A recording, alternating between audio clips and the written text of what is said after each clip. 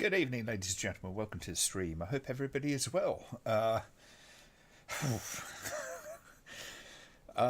I got on earlier today, and I realised I might have some work to do because the other week I reset Windows because I was having problems with certain programs crashing and all that kind of stuff. And then, of course, when you do that, all your apps go. You have to reinstall all of that kind of stuff. So I just had the wonderful task of trying to deal with that. So things might be a little bit flaky. I hope not. I've had to resort to Streamlabs OBS because I could not get the chat to work on OBS Studio. So I need to do some work on that at some point to get that working again. And yeah. So basically, I've just completely rebuilt the. Oh, it's doing that thing again. So I'm having to do a lot of work to just kind of like rebuild everything at the moment. It's just a bit of a pain in the arse, but there you go. Dear, oh dear. So Kerry's in, great. Richard's in. Adam, yeah, cool. Got a few people in. This is a special request tonight because of Adam.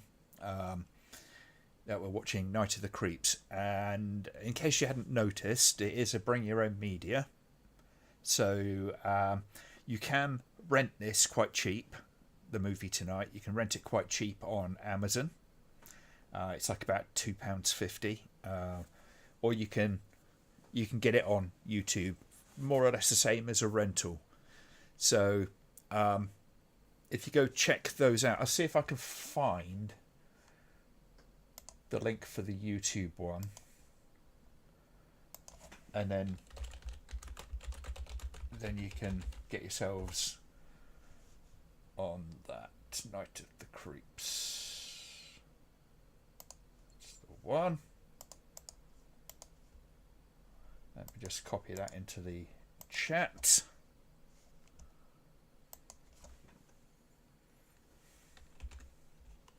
Right, so that's the YouTube one.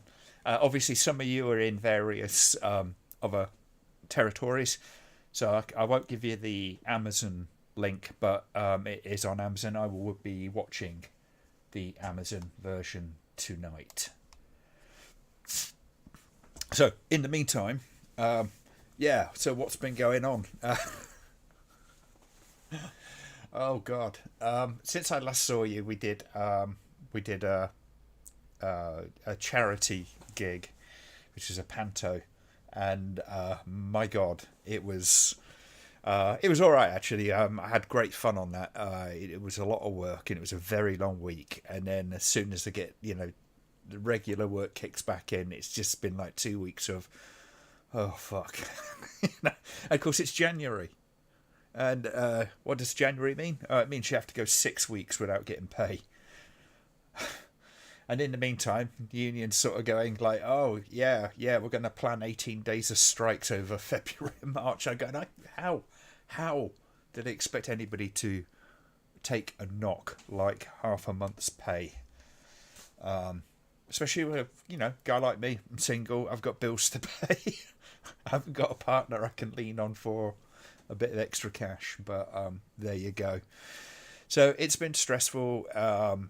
In many ways, I'm kind of coping with it as best I can. It's just one of those things you sort of have to get on with it, don't you, really? But yeah, it's good to be back. I decided not to do one last week because I was just absolutely on my bloody chin straps. But I've been looking forward to doing this tonight, and it's good to see plenty of people in there. Blue Iris is in, great. Hello, everybody. And John's in, brilliant. I hope you all kind of approve of the choice. Now, I haven't seen this. I haven't seen Night of the Creeps, but Adam seemed very keen on it. So we will be checking that one out. It's a campy chiller college couple in 1959 see an object plummet to Earth like a meteor. Boy accidentally swallows a space slug that shoots out. In 1986, two freshmen roam the campus and stumble across the corpse of a body who swallowed a space slug. Once thawed out, the corpse comes to life. Sounds delightful. I am actually kind of looking forward to this. I have to say, it looks like it's going to be quite an interesting one. Obviously, if you can't, for whatever reason, to join in the watch along, I'm sure we'll be kind of chatting about all sorts of stuff along the way. What else? What we got going on in chat? Were you Widow Twanky, Glenn? No, I wasn't. I wasn't in the panto. I was just making sure that nobody kind of like broke the theatre while they were doing what they were doing. Night of the Creeps will thrill you. I hope so. I sincerely hope so.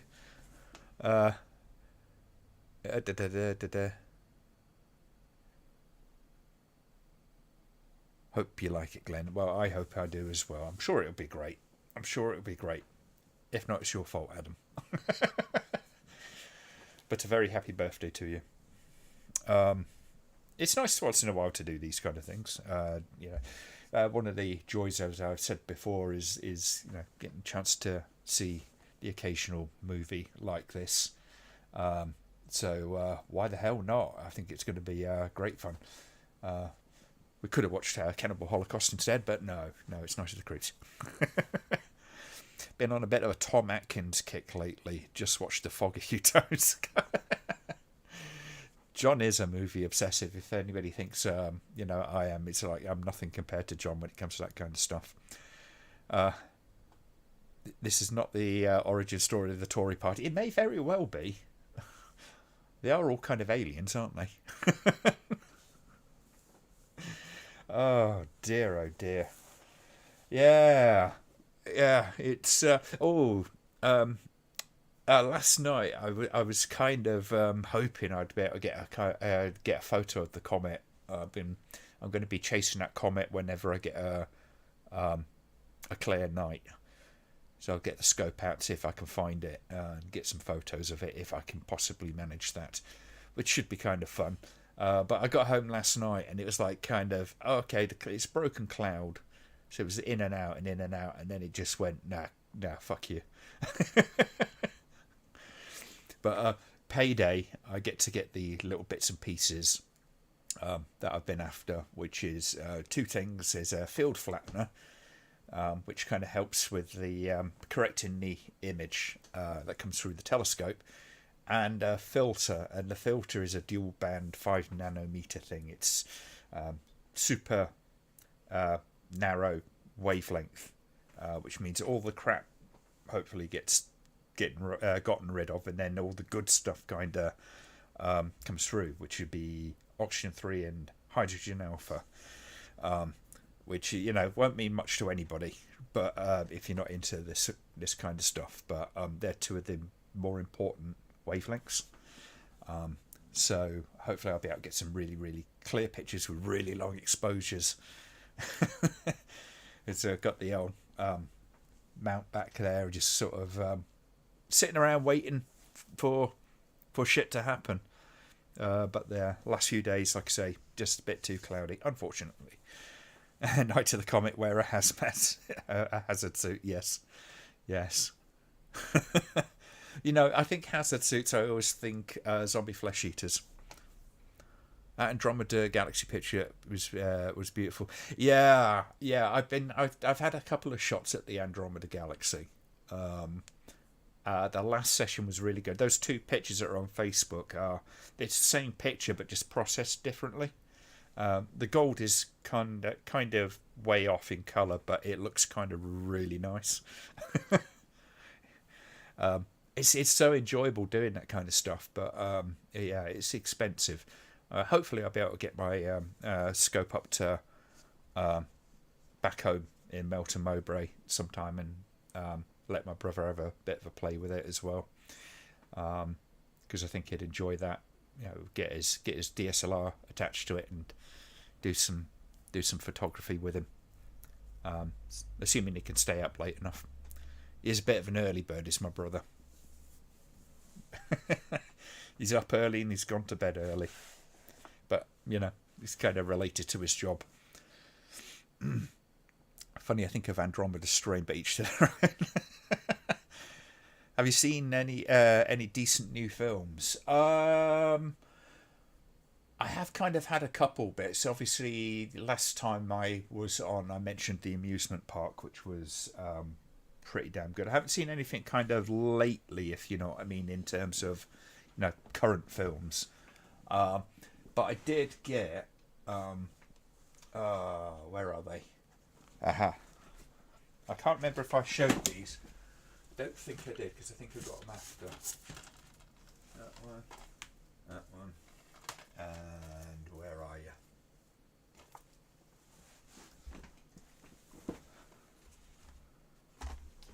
There you are.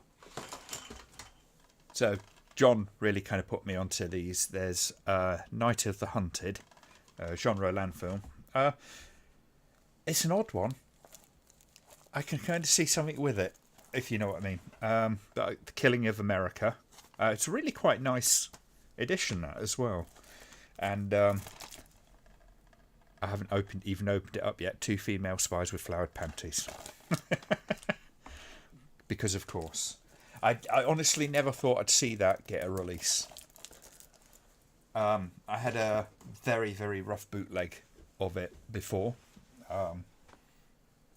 So it's nice to have a decent DVD, which, looks to be quite nicely mastered.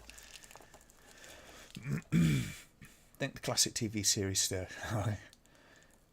Picked up Crimes of the Future on DVD this week. Oh, right, okay, the new one, I assume. I was looking for that, and it sort of flutters in and out of availability somewhat, doesn't it? It's kind of weird like that. But yeah, so yeah. So thank you to John for kind of putting me onto the sale that was on. So picked those up fairly cheap. It's not too bad. Sounds fruity, that one. It is a little. It's funny actually, because a lot of that ilk of directors often had films with very what I can only guess is incredibly literal translations for the titles. It's the same with a lot of the Italian giallo, for instance, the bird with crystal plumage, and so on and so forth. They have very very kind of wordy titles. It's like Death Lays an Egg. And some of them are really, really long titles. It's kind of a little bit bizarre, but I suspect it's a translation thing because people are literally translating it. Okay, so I'm using Streamlabs at the moment, and it's still doing that thing. So I wonder if it's a problem with the chat, that is. I wonder if it's a problem with how Streamlabs is working with YouTube, or if it's just YouTube being janky. Oh well, at least we got chat, because I didn't think I was going to get it today. I think Night of the Hunted is great. Best marksman in the world to make that lobotomy shot with an old pistol. Yeah, it definitely has an atmosphere to that film.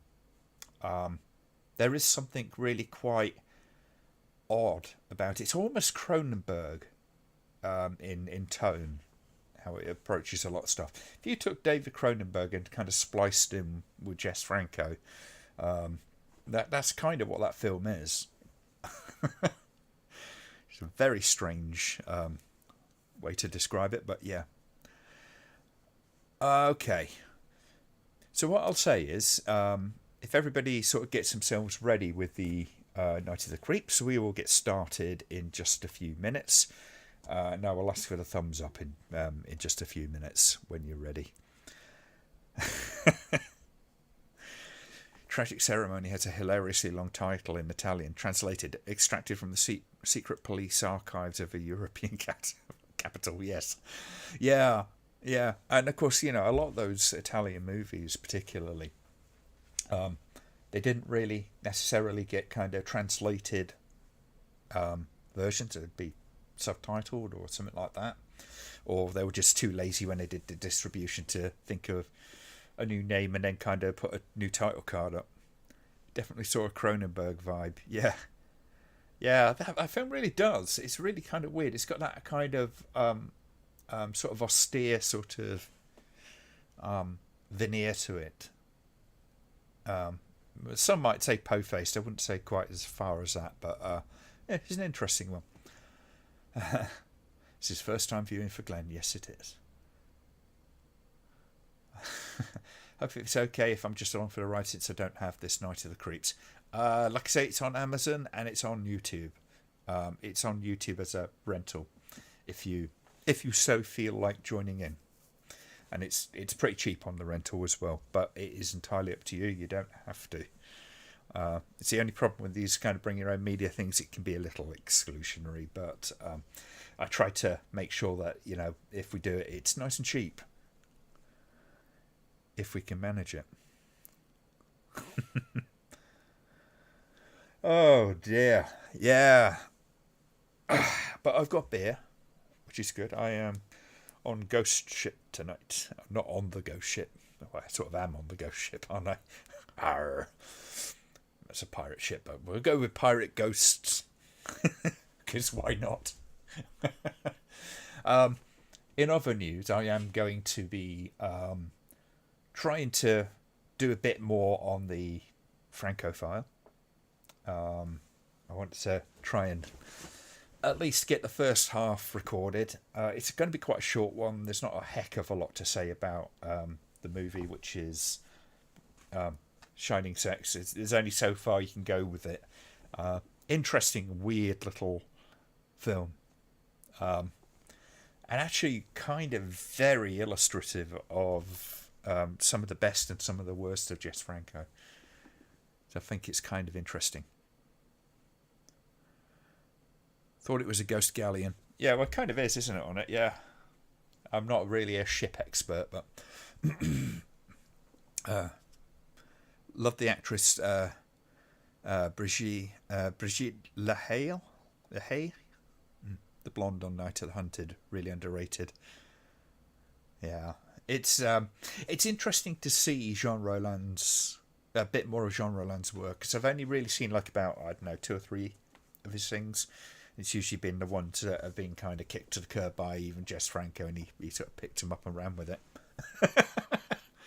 So you're never really going to get the most representative stuff. But then again, you know, when I started kind of looking at Jess Franco stuff, it was always like Demon Hunter or Bloody Moon. So John Rennie's when I saw my favourite movie Diva on the big screen a few months ago, I was surprised to see her in one scene. Yeah.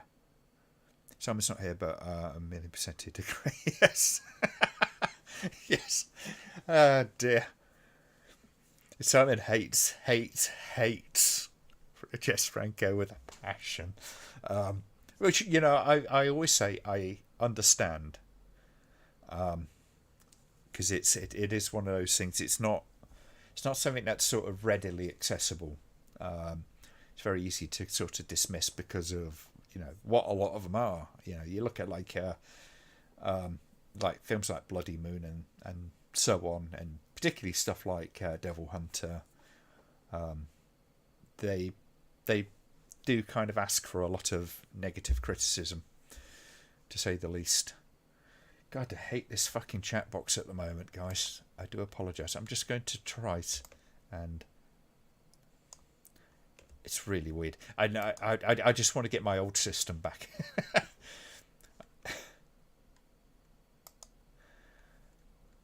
I'm just gonna no.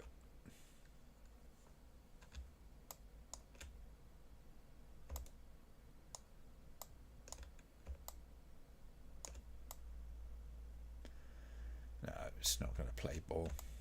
Apologise. It's really, really big as well, so I can't see half of the bloody stuff.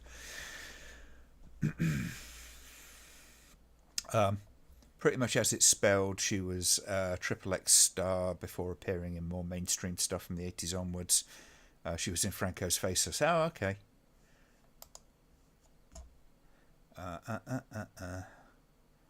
Yeah. Dear, oh dear. Anyway, if you guys can start giving me Star Wars opening titles, I do apologise. Like I say, I'm using Streamlabs OBS and it's not my favourite. I prefer Studio, OBS Studio, but I could not get the chat working for it, so it would have been a bit of a pain in the ass and there'd have been something missing from the stream, because I do like having all your stuff here. But anyway, yeah, start giving us a thumbs up when you're ready to go, and we all get cracking with Night of the Creeps. First time viewing for me. I don't think I've seen it. It's a problem when you know. I'm sure you guys are the same to some extent. Well, with the exception like John, because John's just got he's like an encyclopedia when it comes to this kind of stuff. You see so many movies, and a lot of these movies end up blurring into each other. Or maybe I'm just getting old and senile. It's quite possible. Good. We have people ready, so fantastic. Let's get cracking then. I'm going to get that onto there. Brilliant. Right. Stand by, folks, and we will start in 5, 4, 3, 2, 1, go. Fantastic.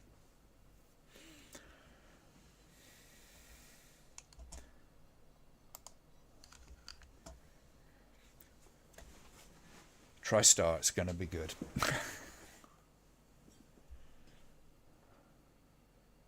That said, you know, they are kind of one of the labels you generally know you're in for a reasonably good time.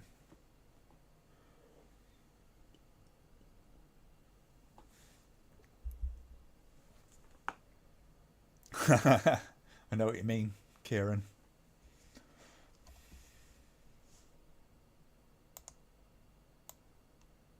Take that down just a touch. There we go. I love these titles.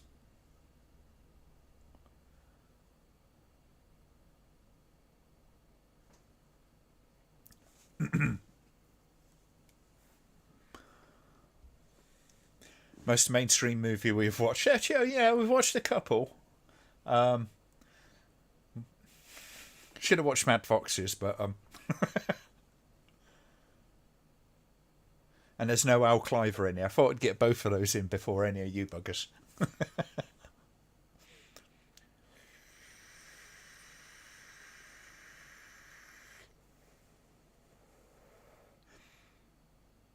The YouTube chat is normal sized and readable.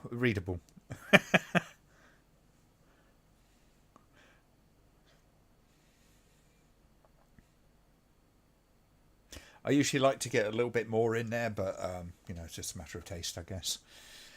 Not that I have taste. I mean, just look at my movie collection.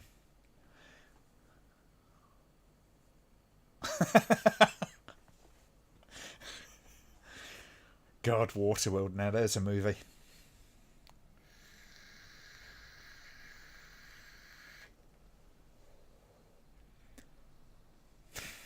The bastards have landed.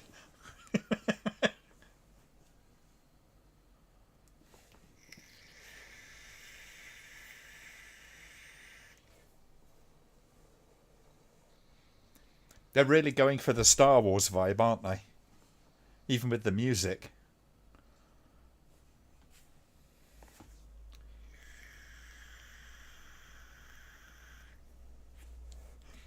Translated, what that noise that alien made was, they can't afford to move our mouths.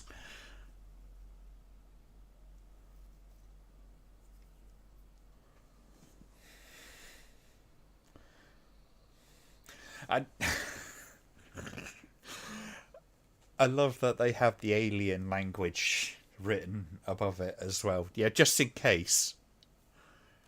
We wouldn't want anyone to miss out now, would we?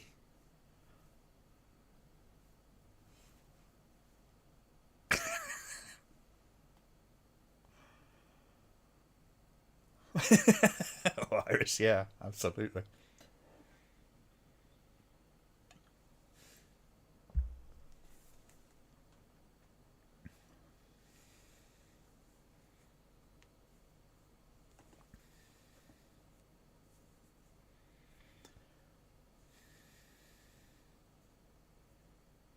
It's an interesting thing, isn't it? Like, you take for granted that music in films, but it's one of those immediate signs that they throw in there of when you're supposed to be David Lynch does a certain amount of that with in some circumstances to evoke the time.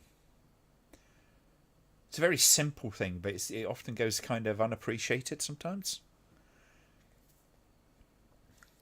Didn't Fred Dekker make a movie called Monster Club or Monster? I think Monster Club, wasn't it? But I could be wrong.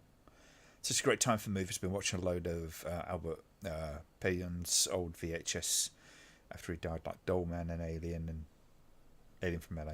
Yeah. Yeah, absolutely. Goes back to those whole kind of days of distribution, though, doesn't it? Smaller independent films just found it easier to distribute on VHS. A lot less fannying around trying to deal with MPAA cinemas.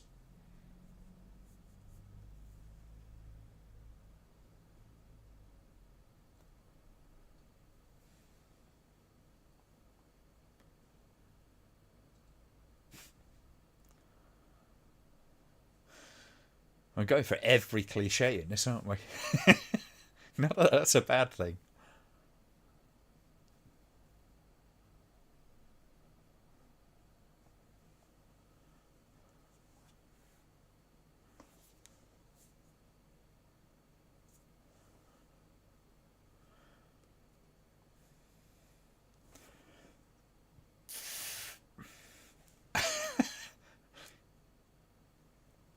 Kieran says, oh yes, I should mention I've recently upped my Batzella game, having tracked down, as in randomly found on YouTube, his second film, Uguato Sel Bosforo. No surprise that it sucked.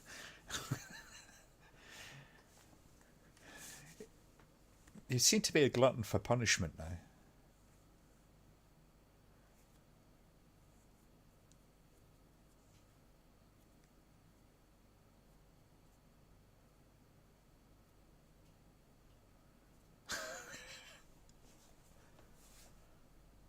Just someone from my past.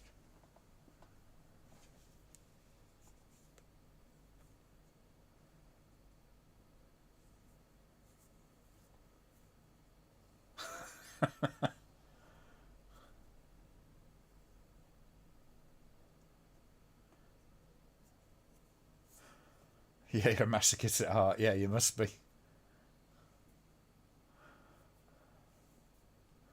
But then again, like I say, look at my video collection, just it shows my age, doesn't it?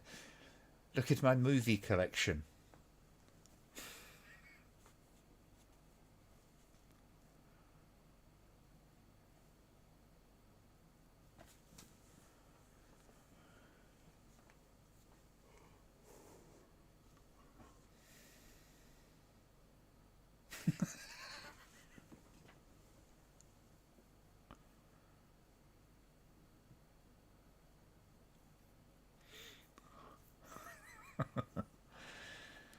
Yeah, some directors do very much lean into music as a signature in their films. James Gunn is probably one of the most prominent current examples. David Lynch's music's incredibly important to him, and it's funny, getting a director who can actually choose music right. It happens less than it should. And I always use that example of Rob Zombie's choice of music. He chooses cool music, don't get me wrong, but it never seems to fit for me. Always seems to jar.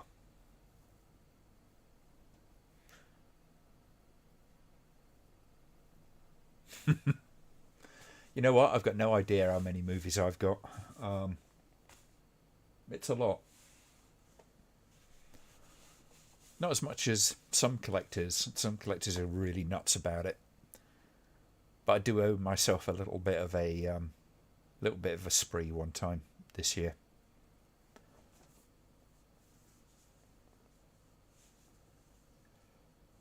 I think my landlord hates the fact I have so many movies, but he's tolerant of it, which is good. He did put up these shelves for me, specially. So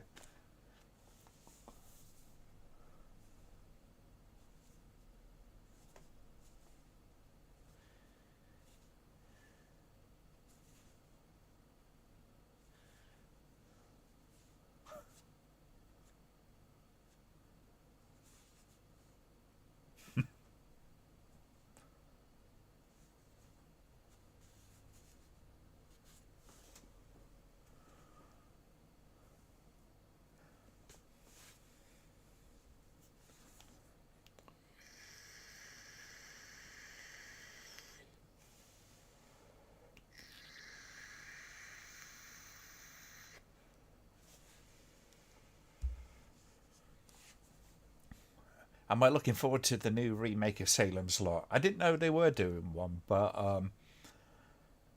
I think it's been done already. If you know what I mean, I know obviously it's been done, but yeah, I don't know. It depends what they do with it.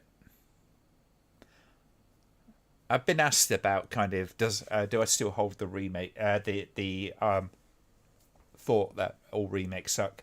I don't think I really kind of said all remakes suck. There are notable exceptions to that, but all too often remakes are just done for the wrong reasons, just because they want to recycle the title. I think overwhelmingly remakes are bad, but not always.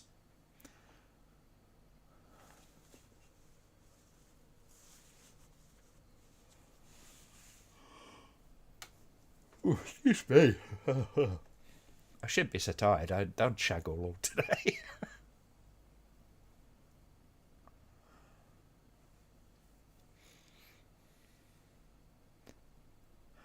Carpenter's The Thing isn't a remake, just throwing it out there. Well, it sort of is and it isn't. Um, that's one of those times where reimagining kind of makes for a better description. Although technically you could call it a sequel in some respects. Um, but calling it a sequel is almost, it's a very nitty gritty kind of uh, uh, thing that, would make it count as a remake. As a sequel, sorry.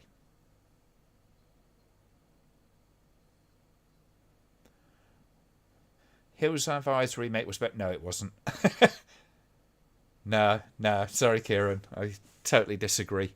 I thought the remake was just like the Texas Chainsaw remake. Just amp up the gore, and that was about it. But, if you like it, great. Personally, nah.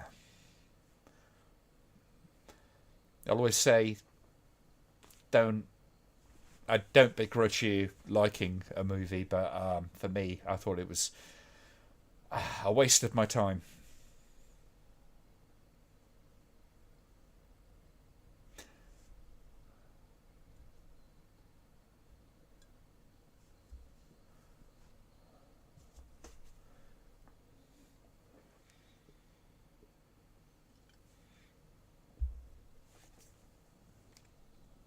I've got the audio book for Who Goes There, which is the novella, I guess, that you would that was the source for the film, and the original, the thing, the black and white one was quite deviates quite a lot from the book. Um, so I'm gonna have to go through that again.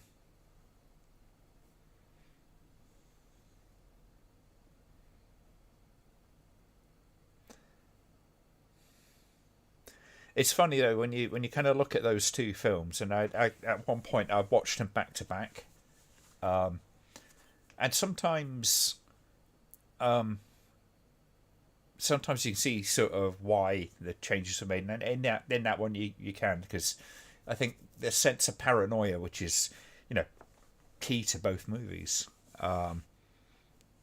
is much more pronounced in the remake, and that might just be a product of kind of how that film is made,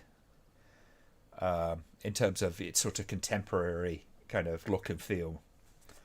That maybe it sort of resonated more, but a good example of that, again, would be Invasion of the Body Snatchers, between the original and the 70s one.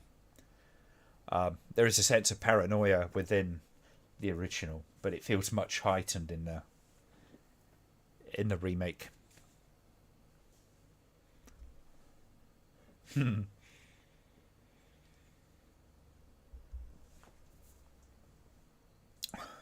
Yeah, I agree, John. It's well worth a read.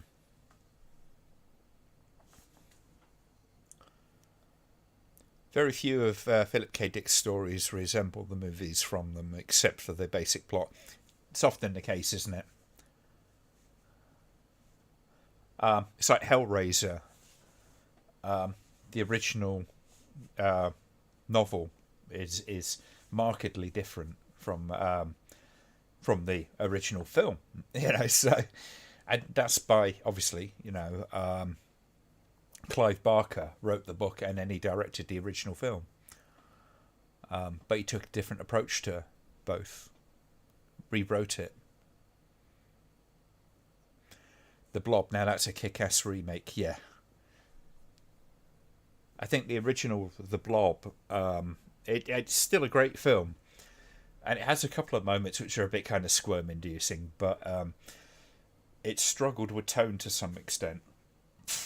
And that's not surprising considering the time. Because it's very difficult for them to make horror films back in those times. Just because of all the stuff that sort of surrounded them, like the MPAA and those kind of forces, essentially. The Hays Code, I think, was just in its dying throes at the time. So it made it very, very difficult for them to make these films. Straw Dogs is a difficult film to remake. Yeah. But I think there's a lot of character within that film, which is, led to it by the director particularly. Because it had that cowboys and Indians kind of vibe to it. That sort of spaghetti western kind of end of the genre. And I don't think the remake really got that because it had to try to conform to the sort of contemporary kind of sensibilities when it comes to filmmaking. With the saturation of the colour and the hardness of the image and all those kind of things. A very modern looking film. So it didn't really feel quite the same.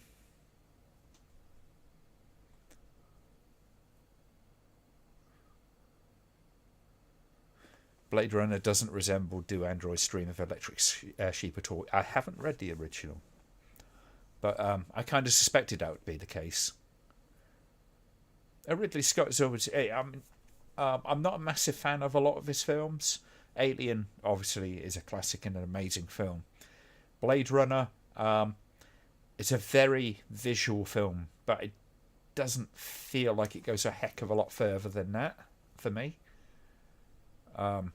But still, a hell of a piece of filmmaking.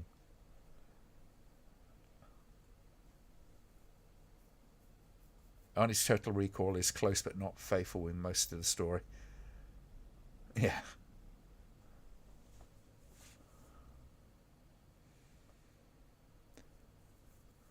Movies like Blow Up and the Spaghetti and revisionist Western movies pretty much spelled the end of the Hays Code, yeah.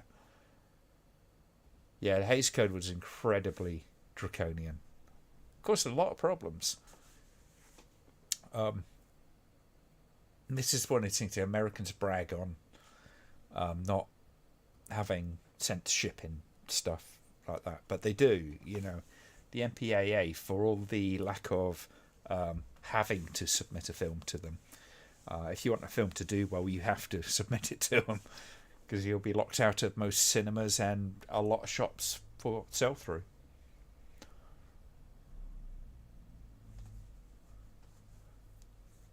My dad's a Ridley Scott fanatic and likes practically everything he's done. I can understand that. I mean, Ridley Scott is a filmmaker with style. A very particular style.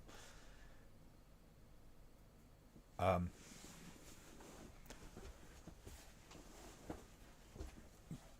but I tend to find with his films, he tends to be more about the visuals than he is about kind of character and narrative.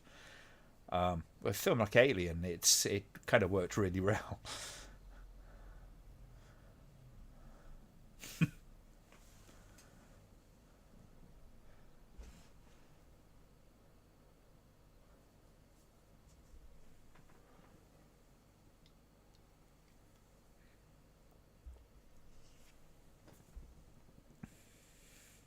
Oh, that often happens, doesn't it, Nelson? They um, filmmakers making films that are based on a book, but can just write it had one, which is fine. I think it's fine, as long as you got a reason and a purpose behind it.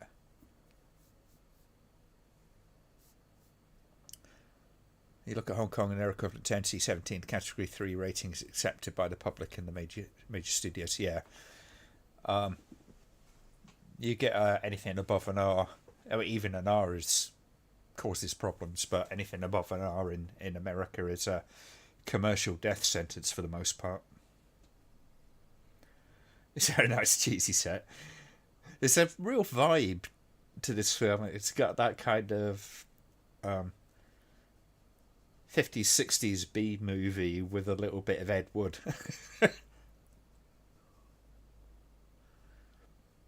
I think you're right, Kieran.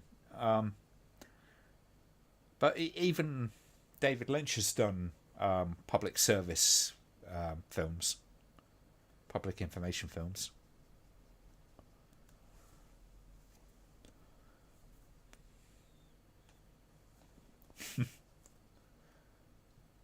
We're in this weird place, so we're just going to start pushing switches. Who would do that?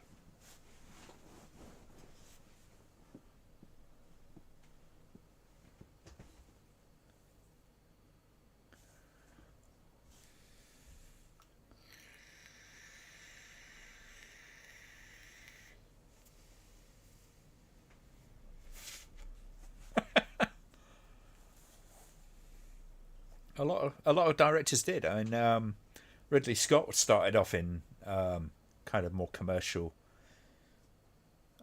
works, didn't he?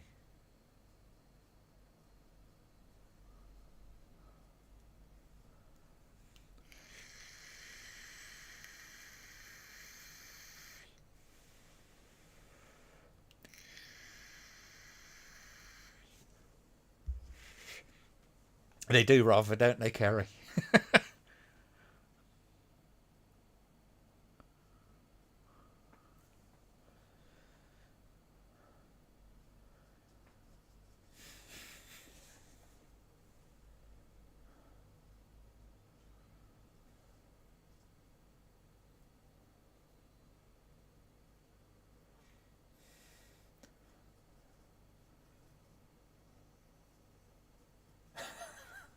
It shouldn't be too hard for security to catch up with the kid on crutches. I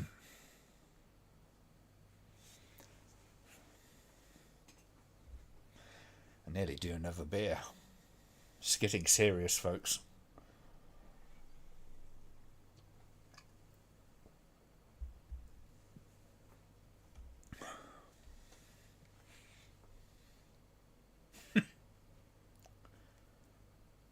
That's why you should always wear a mask.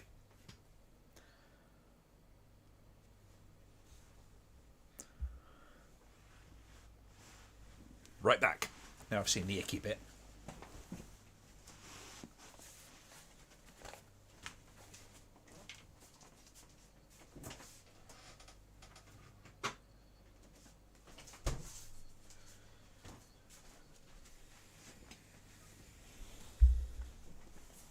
Ooh.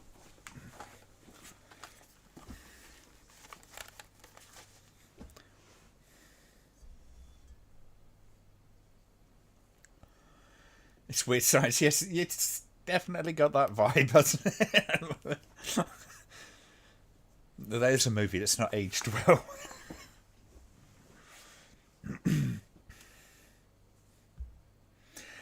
Weird Science is one of those films that you kind of look at and you have to kind of appreciate perspective in storytelling to be able to watch that film these days, and not most audience people don't really go for that. So it's tell me a story and they take it very literally, and of course that's a story that's really told from the point of view of two adolescent boys. So yes, a lot of the stuff becomes less creepy than it does kind of like awkward at that point. I have no idea, Kieran. I've never liked Steven Seagal.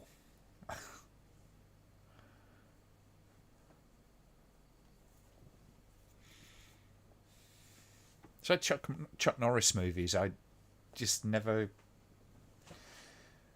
I don't know, just never got on with the kind of vibes that the guy gives off.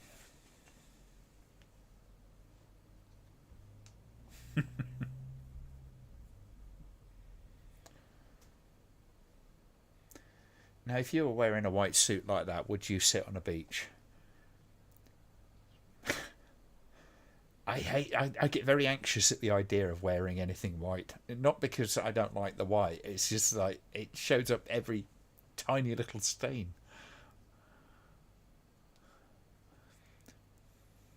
Still haven't seen these 80s frat comedies like Breakfast Club et al. Well, the frat comedies, was it Breakfast? No, it wasn't. Breakfast frat comedies were massive in the early 80s, particularly. Where you kind of like Porky's and all of those kind of movies. And I got watching a bunch of them again just recently. So I'd say recently, like last year, just to sort of see kind of like what it was I remembered. So I've got like the VHS of King Frat, Animal House, and Revenge of the Nerds, and a bunch of others. I think I got Screwballs on digital. And I remember sort of enjoying them at the time, but I watch them now and it's kind of okay, right.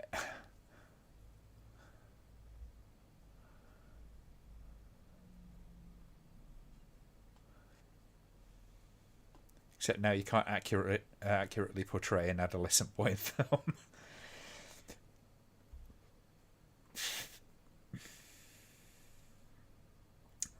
I think that's generalized a general thing. Anyway, there are, I'm sure there are plenty of films that you can find that do have accurate portrayals, but they're not the sort of films that adolescent boys would watch. I mean, a lot of this stuff is kind of like cliche fantasy sort of stuff.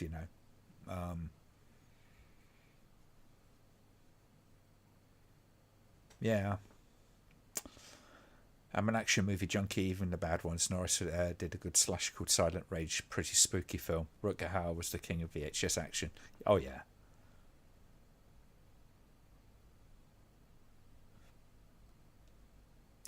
What was that film he was in, Rutger Hauer? Wedlock. It sort of took that kind of premise from Running Man and ran with it, the collars. I seem to remember that was quite good fun.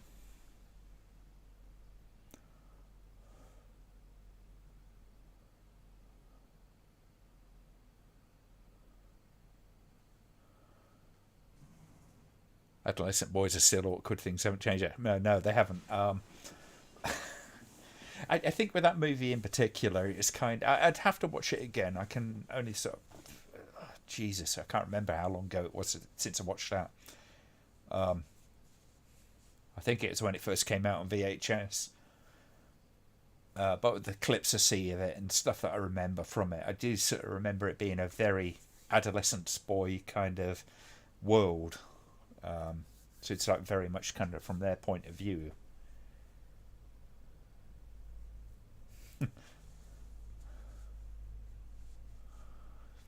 Stallone's Cobra is always a winner for me.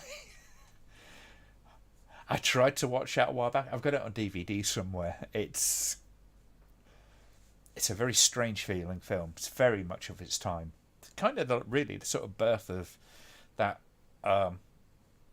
that era, later era of action films, with the big kind of, in the sort of vein of like films like Top Gun and things like that. The kind of Bruckheimer type movies. It kind of had that sort of rock video sort of thing going on, aesthetic to it. But I hit the director, and I can't remember the bloody name of the director of Cobra. Panos Cosmatos, who did, was it Mandy? Or, I'm trying to think of the bloody film, The Black Rainbow. Panos Cosmatos, anyway. His dad directed that, if I remember right. He had a huge crush on his co-star Mimi Rogers in Wedlock. Yes. She was in quite a bit of stuff, wasn't she, at the time? Cobra work print needs to be released. Is there one knocking around? Always interested to see work prints. Then you see how the studios kind of like mandated that they change things to fit whatever criteria they needed. Beyond the Black Rainbow, yeah. That's the one.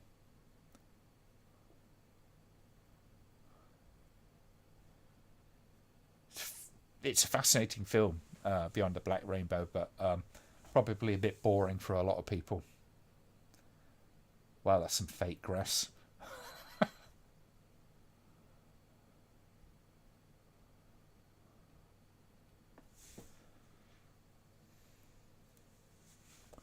George P. Cosmatos, yeah.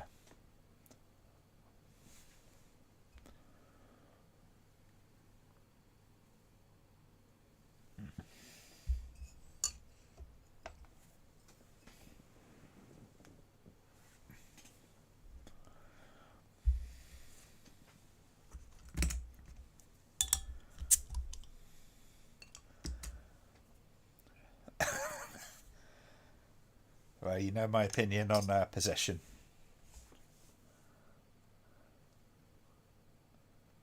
Cat.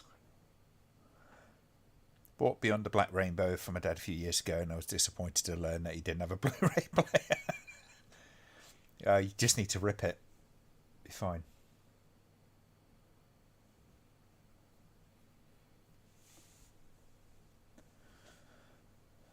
Thank God for Akroc.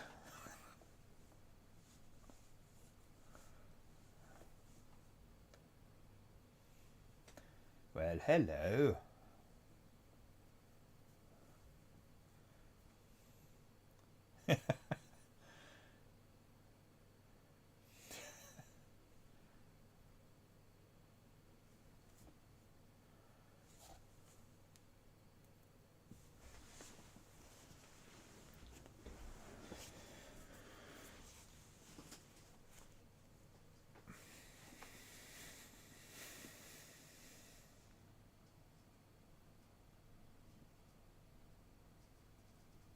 Probably going to have to sit through Shining Sex again tomorrow, as I try to get myself back into the writing of a thing. So I'm about halfway there.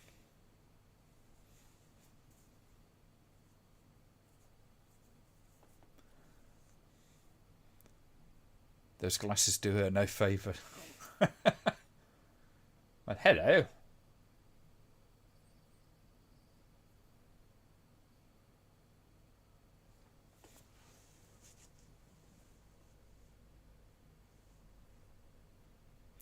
Been toying with writing, or at least developing a script that mixes elements of both Cobra and Navajo Joe. Could be kind of cool. It's always fun to have a play with these ideas.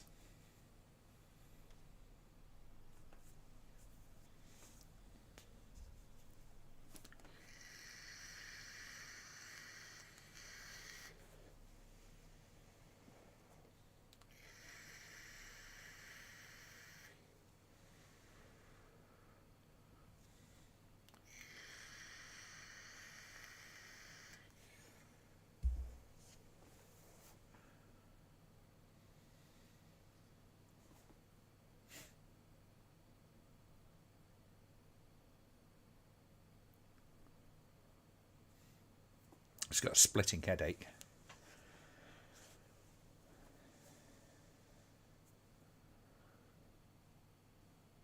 After Rambo, action films really did turn things up to 11. You had Charlie Bronson slaughtering half of New York with a machine gun and killing the main baddie with a bazooka, yes.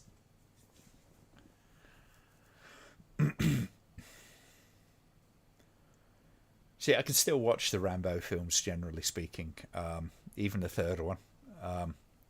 The only one I've got absolutely zero interest in watching again is the last one, Last Blood. It's creatively bankrupt, that one.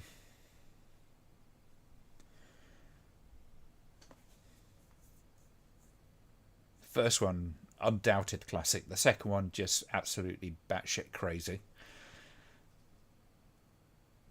A certain amount of nostalgia for the second one, which is probably the only reason why I really, really enjoy it.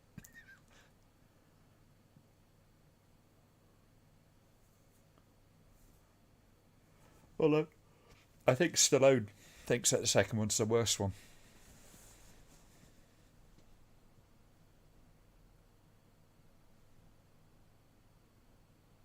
Is it wrong and then getting a Shivers vibe? It's a little bit of that, but in a much more kind of comic book sort of thing.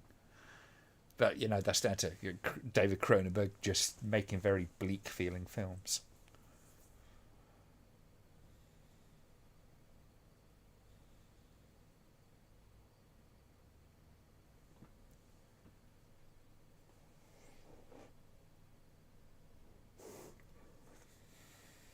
Hi, we'll be your jocks for the afternoon.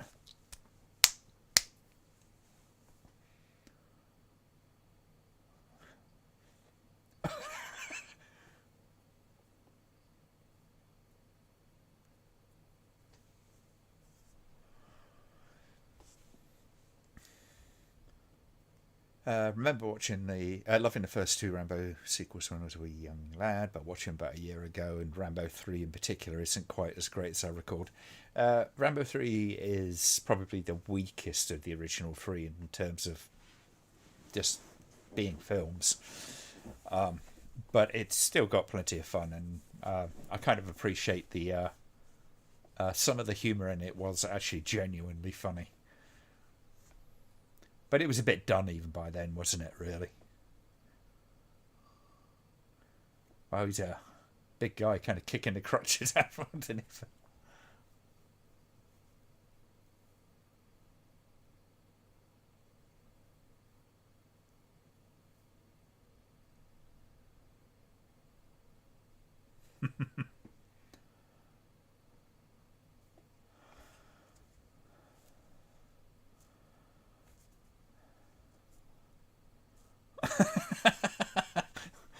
You know all my favourites, don't you, Iris?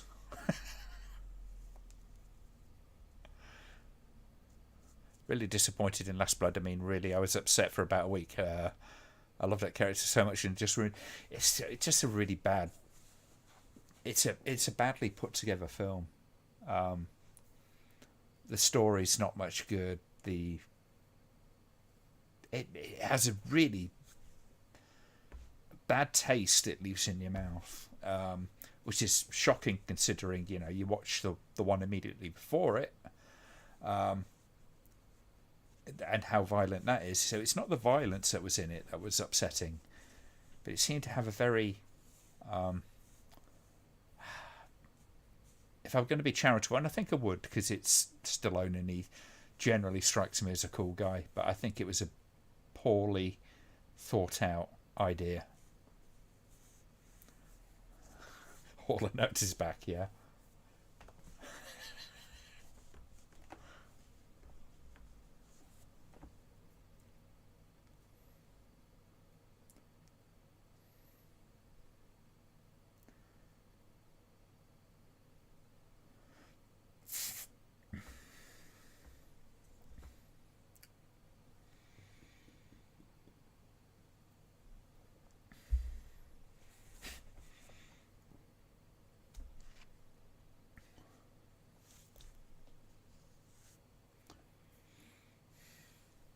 It's too old for those films now.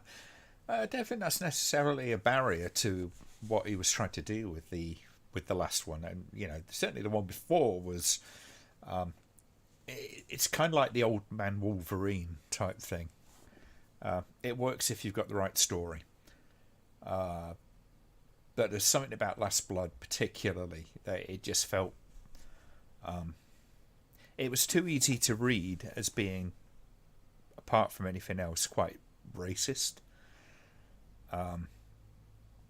Is that the intention of it? I don't think it was. But there was something about it which really did kind of... and I think I know what it is, actually. I think it's because in every other situation, it was always like the bad guys were like kind of like army, usually related to some sort of authoritarian or particularly nasty kind of breed of enemy. At least politically speaking, that was the opinion of the times. And with this, you've got it's just regular civilians, and some of them are gang members and that kind of stuff. But it didn't always come across as that. So it wasn't this sort of clear defined enemy. It ended up looking like it was pointing the finger at Mexican people in general.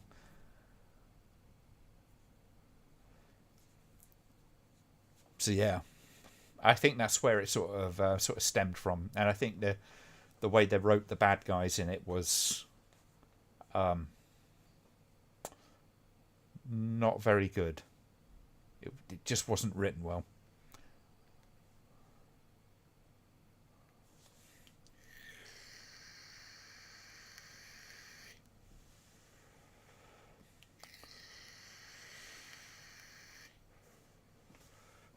Ennisman. I don't think I've heard of that.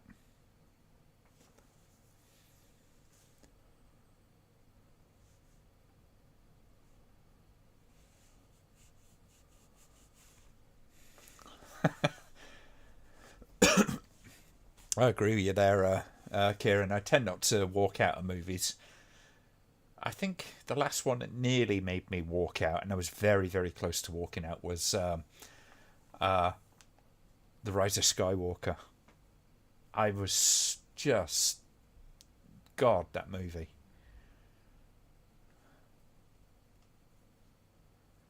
Yeah. Spazzed out, that's a term this time. Yes, it is.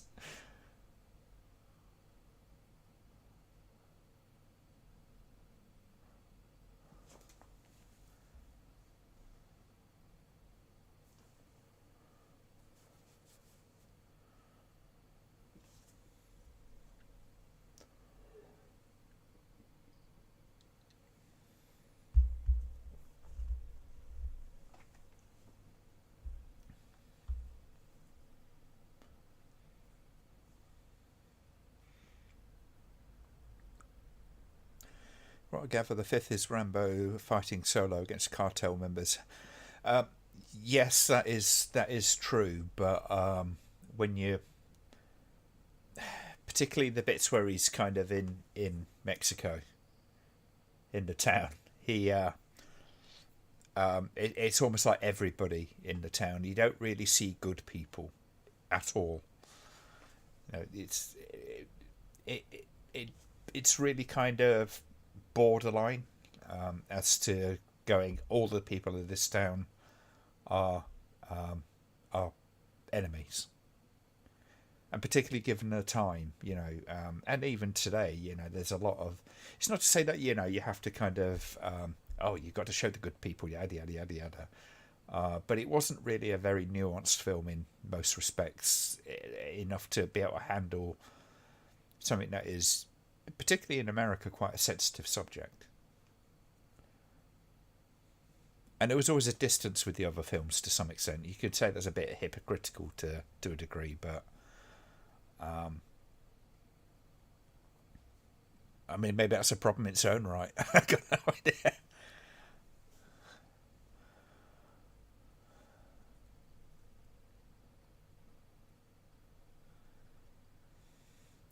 Last Rambo film was definitely written to appeal to a particular demographic. It certainly felt that way, and it was kind of received that way to a degree, by people who would agree with the movie, and by people who think that that's a outright terrible kind of way to talk about a bunch of people. And it didn't really delineate between sort of regular people and these cartel people well.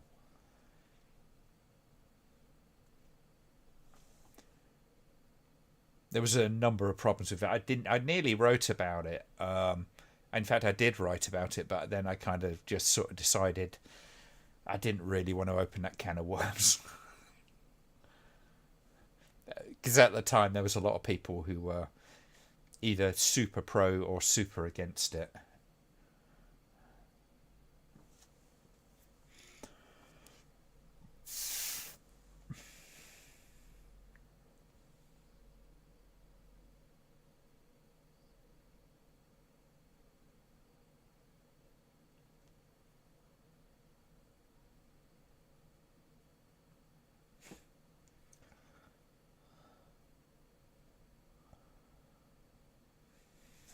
The cat needs deworming.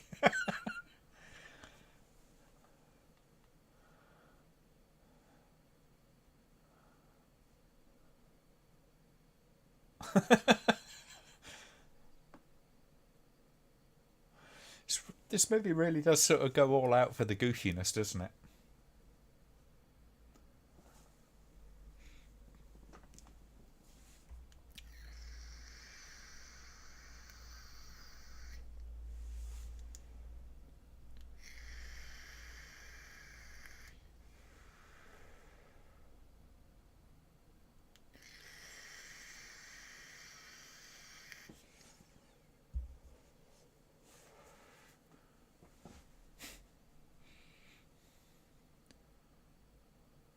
Oh, in other news, I've also began upping my literacy game by getting myself a few of Poe's short stories and a couple of Kafka novels. Always worth expanding your horizons.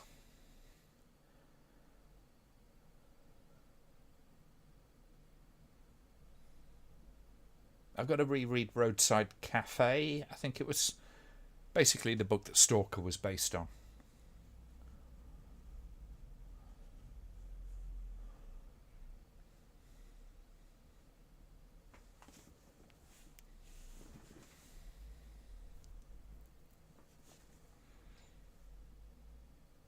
Really ought to make more time for reading.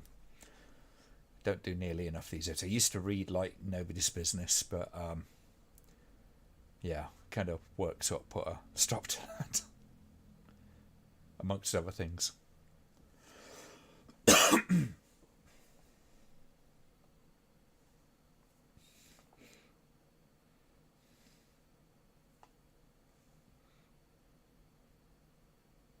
Ah, thank you, Kieran.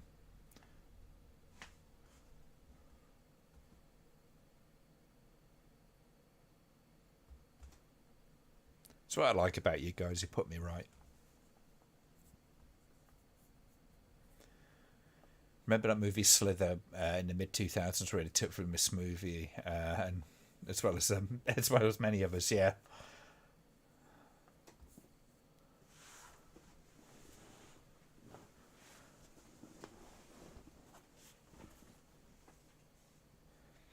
it can happen, but you choose your poison.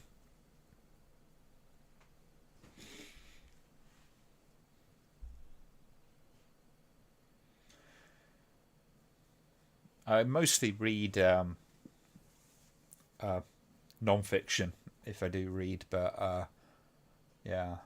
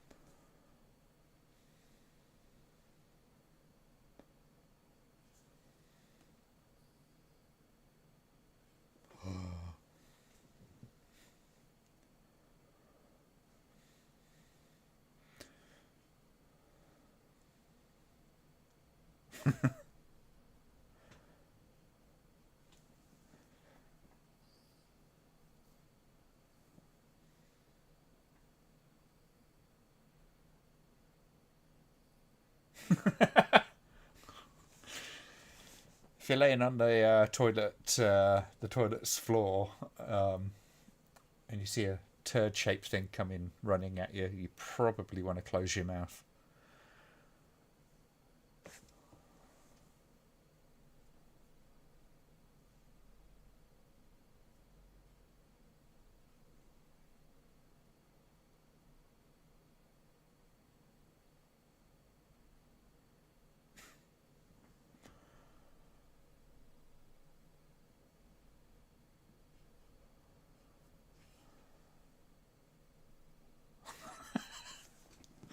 Red's an asshole.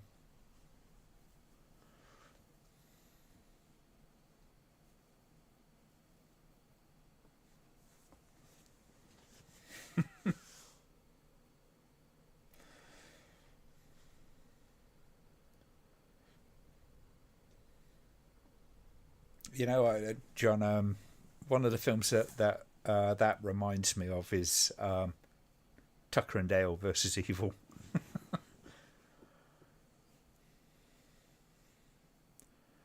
Always read Stephen King, but haven't liked his last few. Particularly his latest fairy tale wasn't great. Next one, Holly, comes out later this year. I've read a few Stephen King along the way. I quite enjoyed, or really did enjoy, The Shining. It takes an eternity to get through.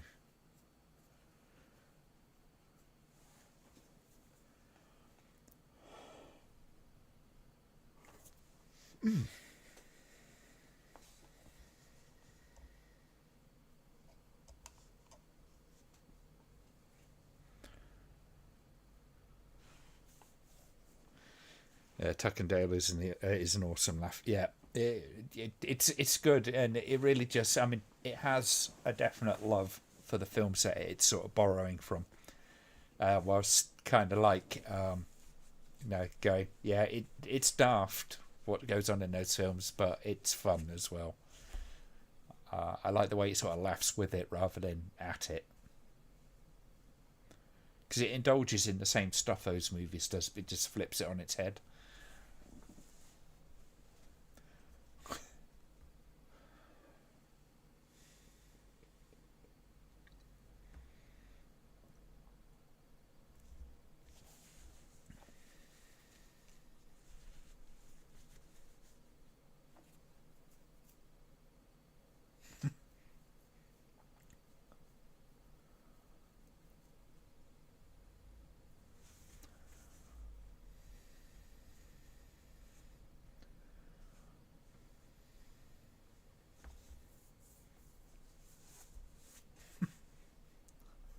Revenge.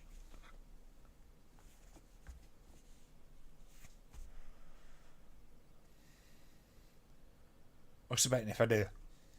That'll be the thumbnail of this video.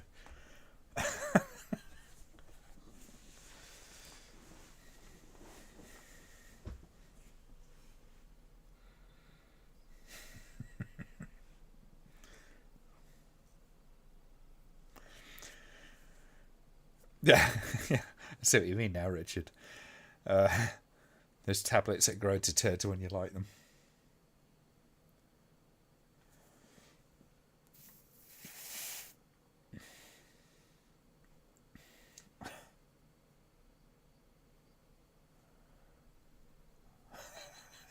I'm half expecting him to sort of like kind of go, blood, mother, blood.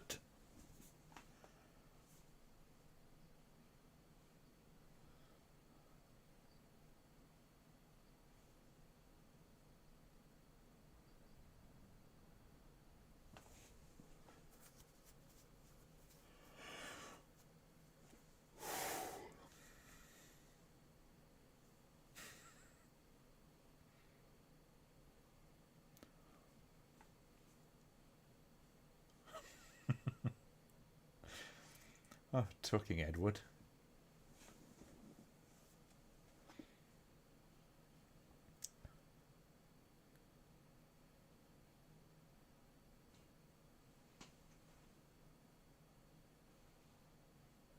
It's always nice when a movie, when they can like the Tucker and Dale thing, when they're riffing on classic movies and tropes within those movies and all that kind of stuff, that they do it with a good sense of humour and a certain amount of humility as well.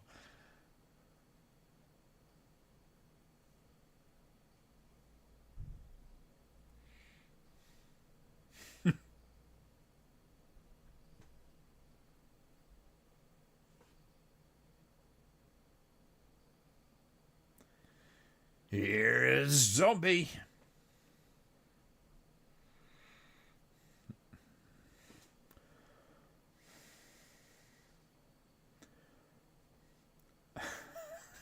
She just sat there watching 5 minutes an axe come through the floor, going, "Oh, that's curious. Oh, I wonder what's going to happen. Oh, it's a zombie crawling out of there. I wonder if it'll be friends."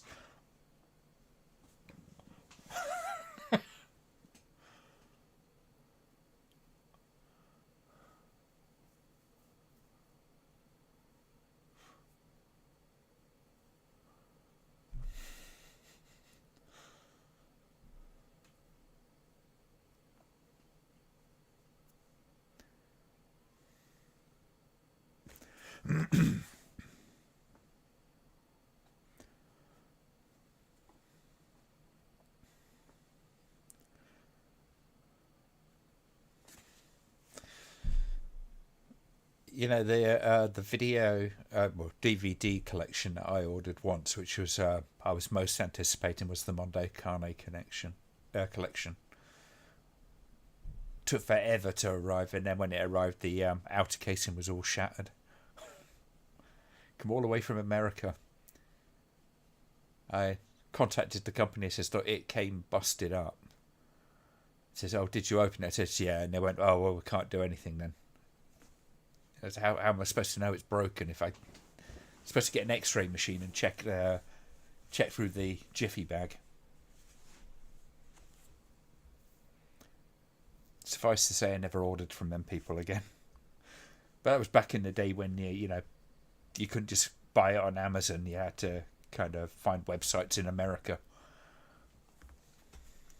Then you mentioned Shining a few minutes ago. We all know King hated Kubrick's adaptation, but did you know the paperback covers show an illustration of Jack's famous scene? Yeah, they do. While I can understand why Stephen King wouldn't like it, he's very close to it, it's his baby, and Kubrick did something very, very different with the movie. I think for the movie, Kubrick did exactly the right thing. Yes, it was Plan 9 on the TV. This movie's nothing if not self-aware.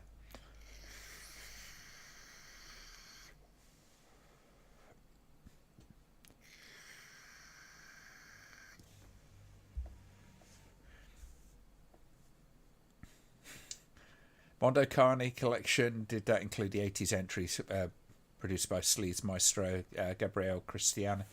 I don't know about that, if it was an extra or something like that, but it was basically the Gautier Jacopetti films. A couple of different versions of a couple of them. Yeah, it's right there. See if I can reach it without unplugging myself.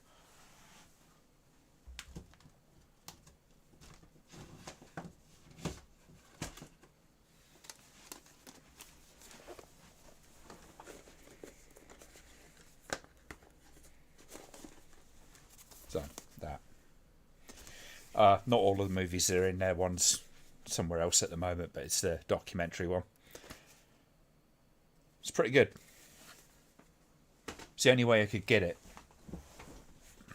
those movies at the time, because they were hard to get hold of, and that was expensive. That was like £100 at the time, and that was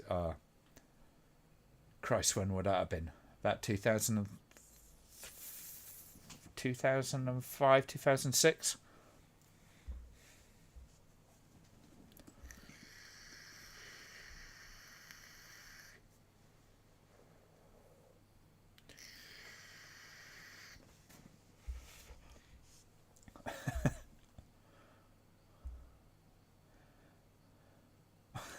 Hello.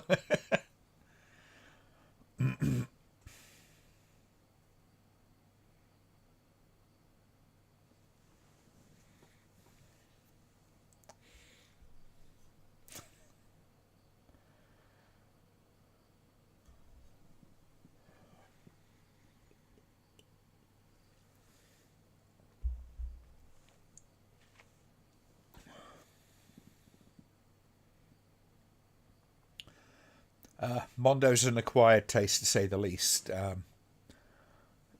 It helps if, like me, you're kind of looking into it for other reasons, kind of research reasons and things like that. But they are fascinating examples of documentary filmmaking. What with the Killing of America and films like that. Those were really the the birth of popularity of those films. And Mondo Cane was wildly popular, the first one. And the places it led is interesting and bizarre and upsetting, even in some cases.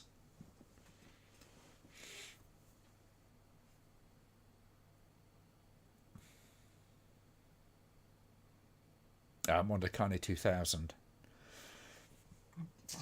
Excuse me, I don't know that one. Well, this one's got the original Mondo Cane, Mondo Cane 2. I'm going to drop these in a minute. Adeo Zio Tom, Director's Cut.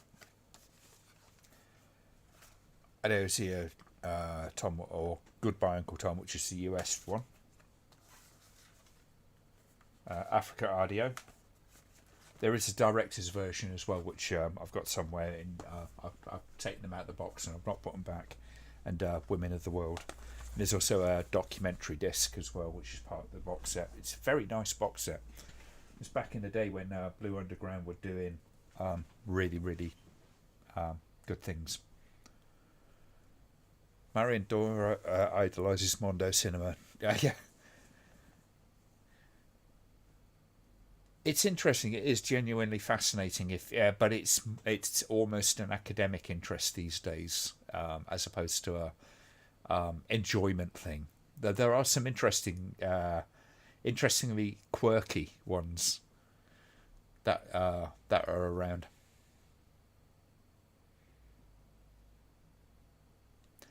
I did a little montage on. I think it might have been the Cannibal Holocaust.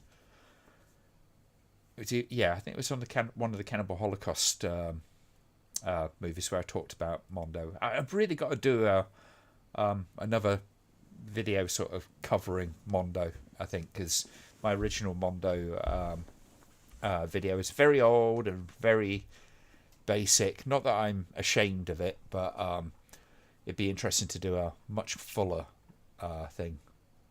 I think I'd genuinely love to get my teeth into that. But that could be a really long project.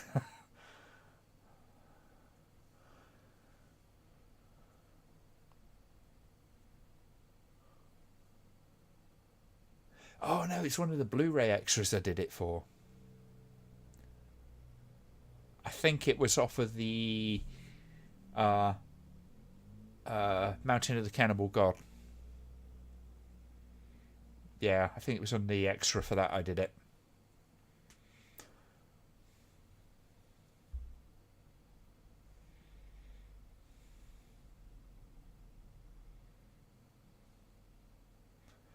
Still feels kind of surreal saying that, it was on this Blu-ray extra, it's like me did it. I got to check in with my friend over there, see how he's doing. Not bucking for extra work or nothing, but I haven't talked to him in a while.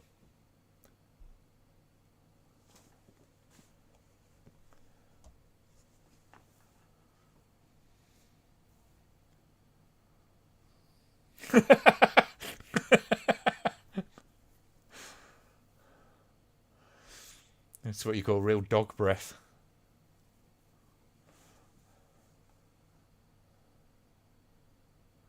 God, you would not want to be the bus driver on that one, would you?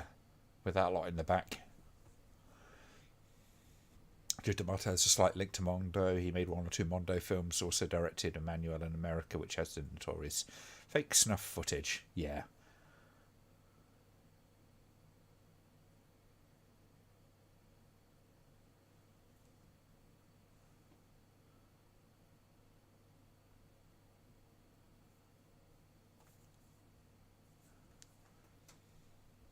It is a funny thing. I do find the whole kind of idea of the whole genre of Mondo fascinating, but a lot of the movies are incredibly boring.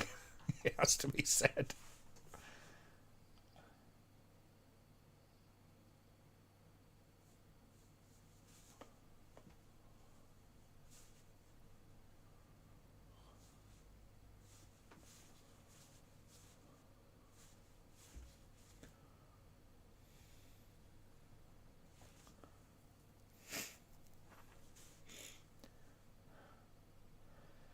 Saturday nights, eh?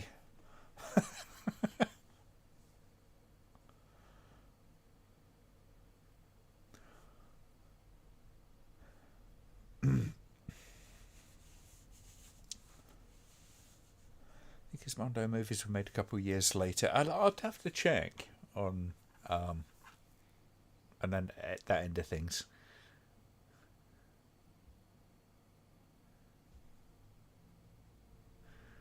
So many kind of interesting sort of tendrils come out from the Italian and general Euro exploitation scene. But you get the kind of wild and wacky ones like Brutes and Savages and things like that in there. And it goes all the way from Mondo Cane um, to the Death Mondo films, Faces of Death and so on and so forth. And it really, I mean, that really kind of petered out really quickly in terms of how interesting they were. Because then you got like Traces of Death and death scenes or whatever. So. Oh, you keep turning up.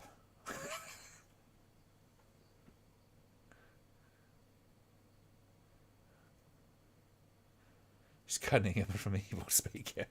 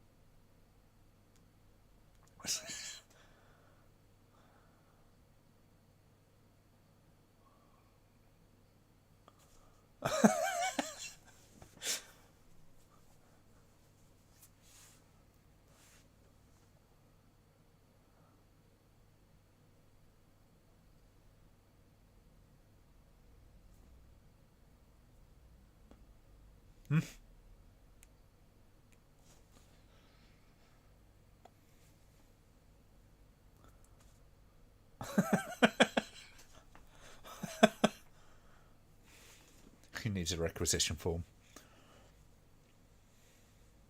For whatever reason, the Japanese are enamoured with the more extreme Mondo flicks. Yeah, very much so.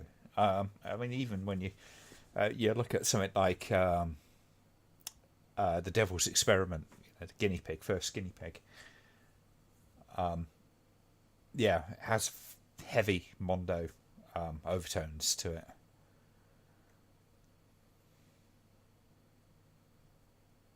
It's that weird thing, the Japanese are very, very um, fascinated by that. There's the go-to example of tumbling dollar flesh and stuff like that.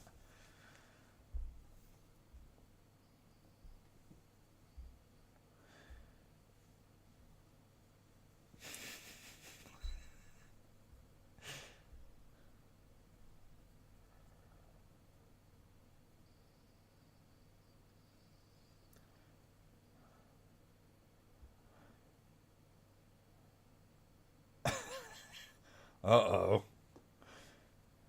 Is there anything worse than jocks? It's zombie jocks.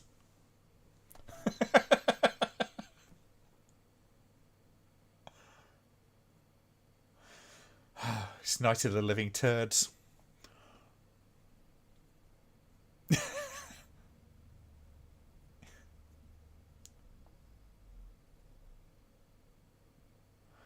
See, what I like with this movie is, it takes itself just seriously enough at points.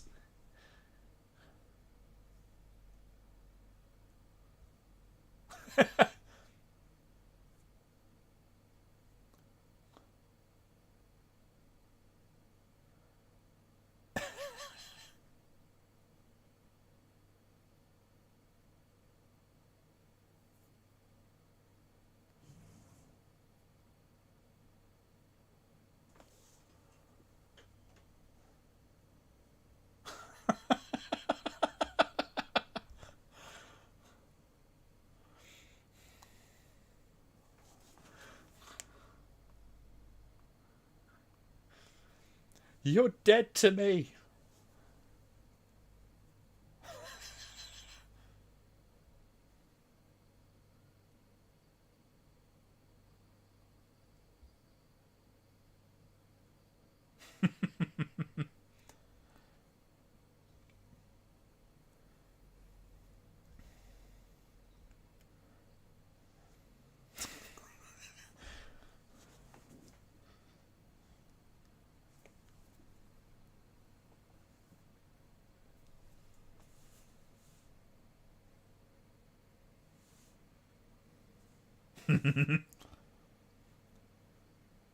I'm sorry I executed your ex-boyfriend.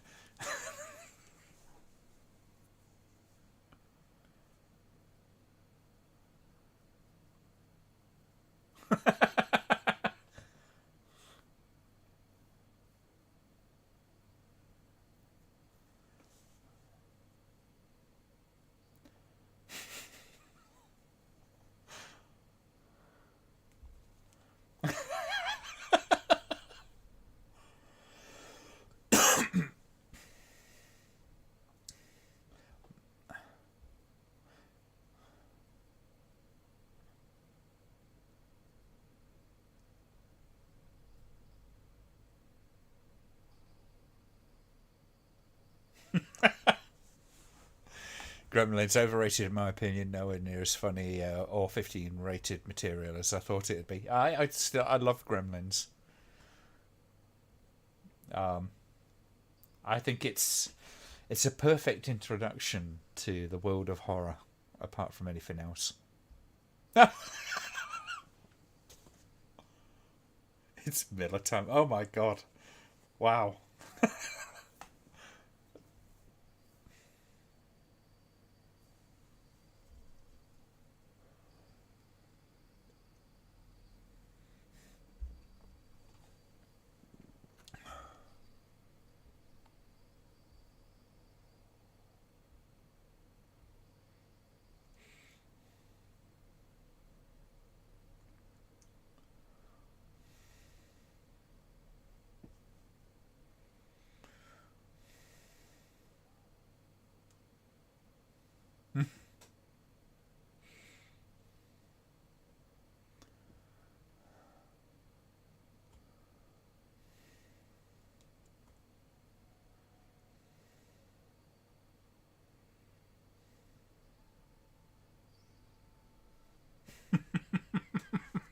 It's an interesting choice of camera angles. Whirlo cam.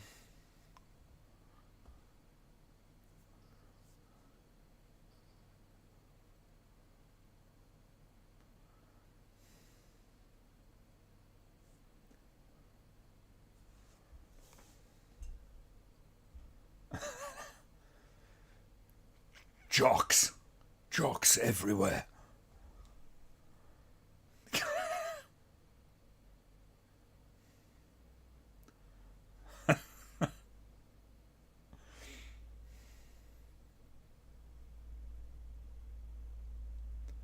Yeah, try using a flamethrower in the little shed.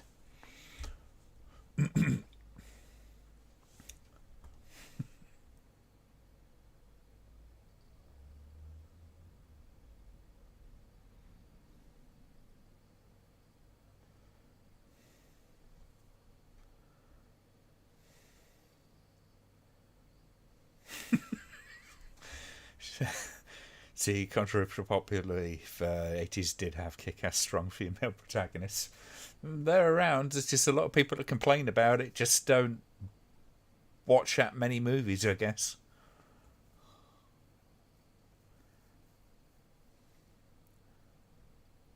Oh my god. He's going to get all Peter Jackson on his ass.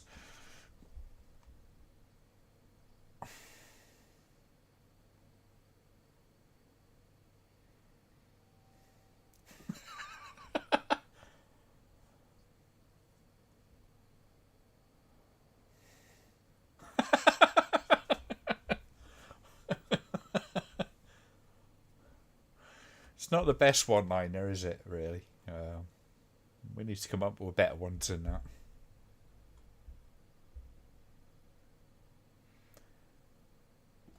Time to cut and run.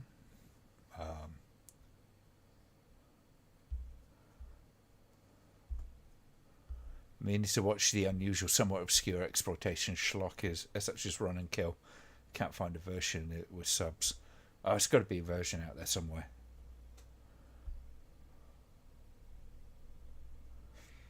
Now, traditionally, a flamethrower is not exactly an indoor weapon.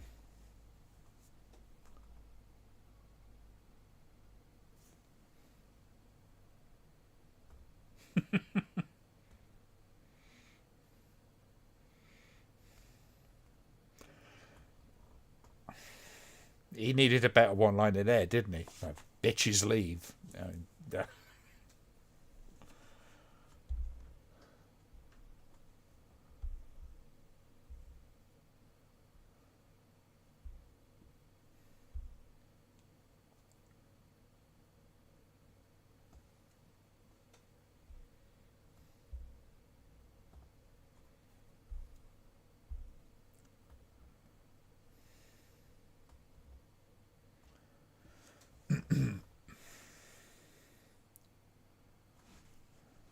All right, okay.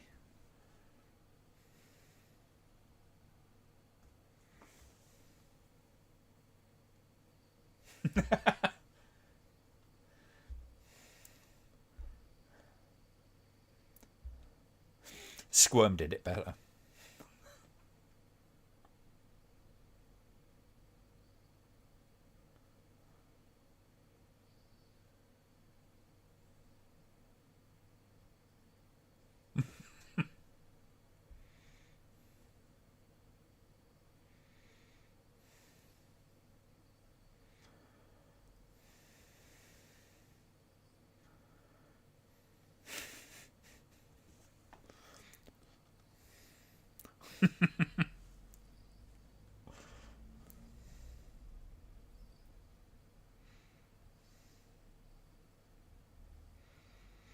Can't argue with RoboCop now, can you? Great film. The sequels, not so much.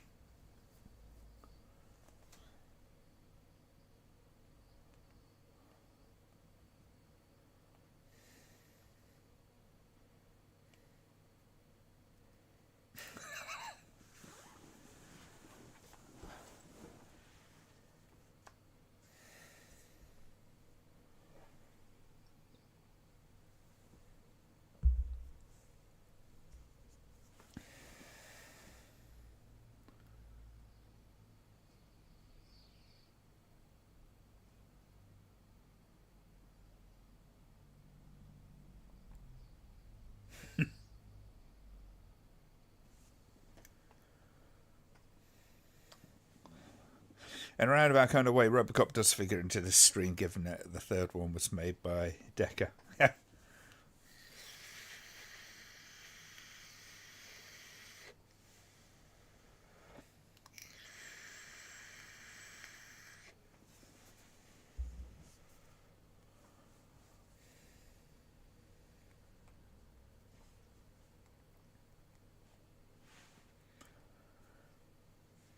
I mean, this is where all the little slug things start kind of coming out completely unscathed. And it's like, damn you, asbestos slugs from space.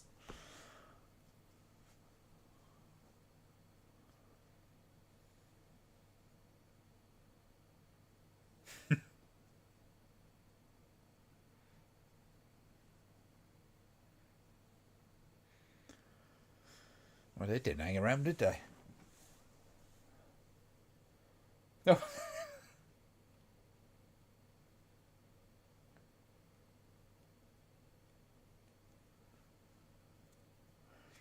Smoking kills.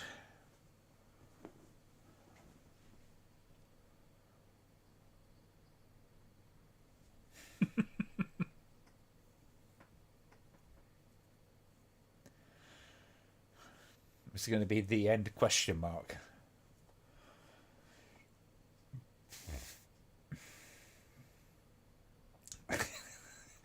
Getting kind of a Return of the Living Dead vibe here, aren't we? Yeah.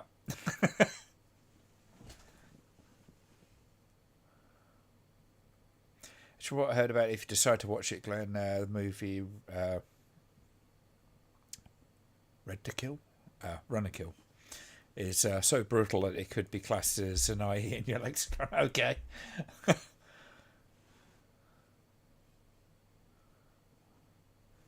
She'll have to check it out.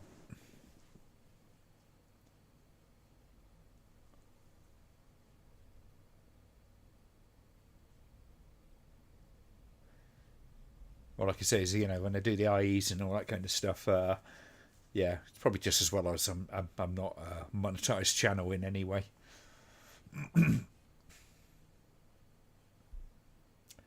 Even on these streams, I end up swearing so much half the time.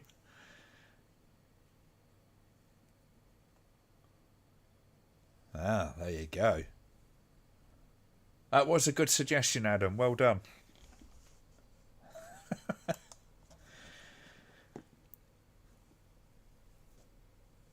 If you aren't seeing a dog but a graveyard scene, you're seeing the director's cut. It was the graveyard, yeah. Or at least on the version I was watching, which is the Amazon version.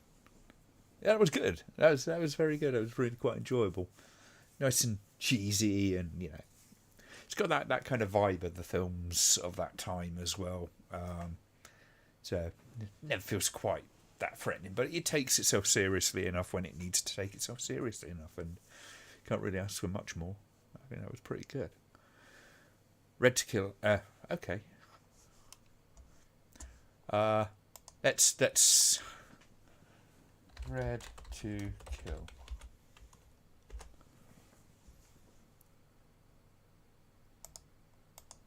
Okay, I will check that out. More confusing, they're both made by the same guy.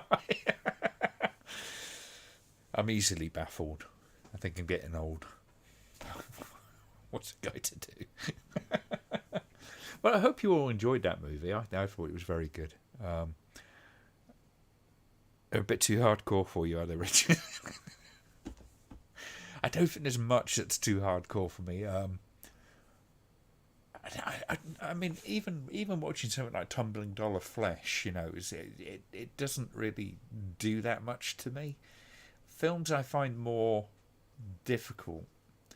So Threads is probably the hardest film I've ever had to watch. It still is. That's a tough one.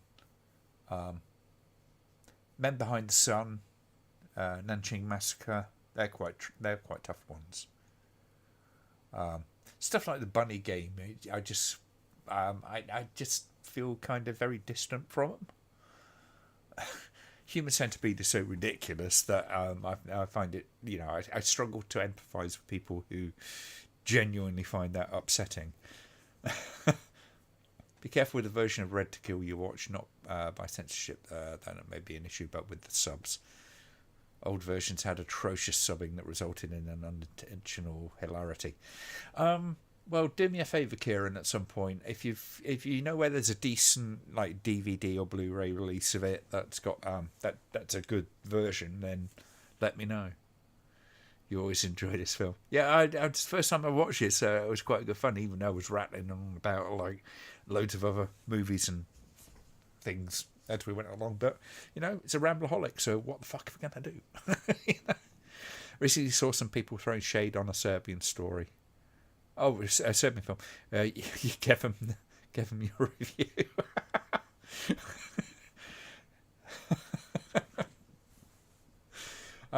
I don't think a Serbian film is a terrible film, Richard. I think it's a film, regardless of whether or not it kind of achieves its goal. I think it is trying to achieve something. I think there is a point to it. It's just, it's one of the films, one of the very, very, very few films I would equate to something like Salo. Salo's another film that, the vast majority of people watch Salo and really just immediately take against it. And in that case, I can absolutely understand it. It's not a very palatable movie apart from anything else. It's a beautifully made film, and but its subject matter and some of the stuff it depicts is deeply, deeply uncomfortable. And having done the review of it, that's one of the few reviews, because I did the analysis of it. That's one of the ones I would love to sort of go back and just redo, just to polish it up, apart from anything else. Because my editing and stuff like that is better these days, and I don't have to. I wouldn't struggle to kind of put a review like that together these days. Whether a YouTuber would like it or not, I don't know, if I kind of uploaded another one on Solo. But that was actually quite a popular review, if I remember right. Or at least it was well watched. There was a lot of disagreement with some of the stuff I said in there. Yeah, mostly to do with the politics of it. Because it is an interesting one politics-wise, and it is one of those that the director's political stance is something you absolutely have to take into consideration when you watch a film like that. Which is, part of the reason why a film like that would struggle to gain an understanding audience, apart from anything else, because especially when that was released, it was a lot harder to find out information about any given director. So a casual audience member watching a film like that would struggle to get it. And of course, it was only in the cinemas originally, so you'd watch it once and then kind of like have to try to decipher it from that. And for that review, I watched it a lot, that movie. I think I watched that film about between 8 to 10 times when I was doing that review. Or the analysis of it, I should say, rather than a review. But it was a fascinating experience going through it and kind of trying to get to grips with what the film is actually trying to do. Because, you've got a filmmaker like a Pasolini, and you just know that intuitively you know that that guy is not really going to be frivolous about that stuff. He wasn't making a throwaway movie. Even if you think he failed in what he was doing, he was trying to do something. And that's what I appreciate in a director more than anything, is when they try to do something. And I've said plenty of times that I don't mind if a movie's boring as long as it's got a point. So I have a weird kind of way of looking at films sometimes. Berger and Kurtzman, what a team. No wonder the effects look great. They always did a great job on lower budgets. Yes, they did. Incredible artists. Absolutely incredible artists. Proteges of Tom Savini.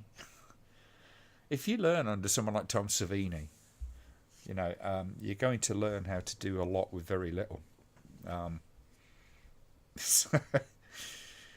That's one thing that annoys me, is when people sort of look at like the Dawn of the Dead and then compare it to the remake and go, oh, they so cheesy and all that kind of stuff. The special effects weren't so good.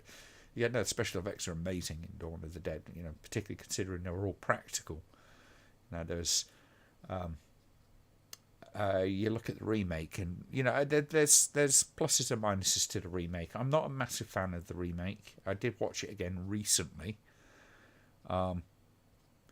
And one of the things it's really kind of missing is a strong sense of characters, and a point, really. I mean, there's the original is very readable in terms of kind of what it does, what it's aiming to do, the commentary, regardless of whether that was kind of like post hoc, shall we say. The commentary in there was fascinating, and it's largely because Romero takes a big picture and then condenses it down into a small world. So you've got a lot going on in there. So there's always a lot to read in that, be it with Night, Dawn, Day, Night Riders, or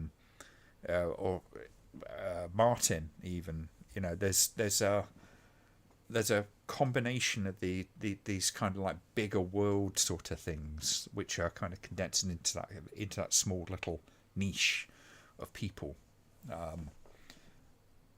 Which offers up an awful lot of readability to the film. So he's very open with how you can sort of approach things that are being said in it.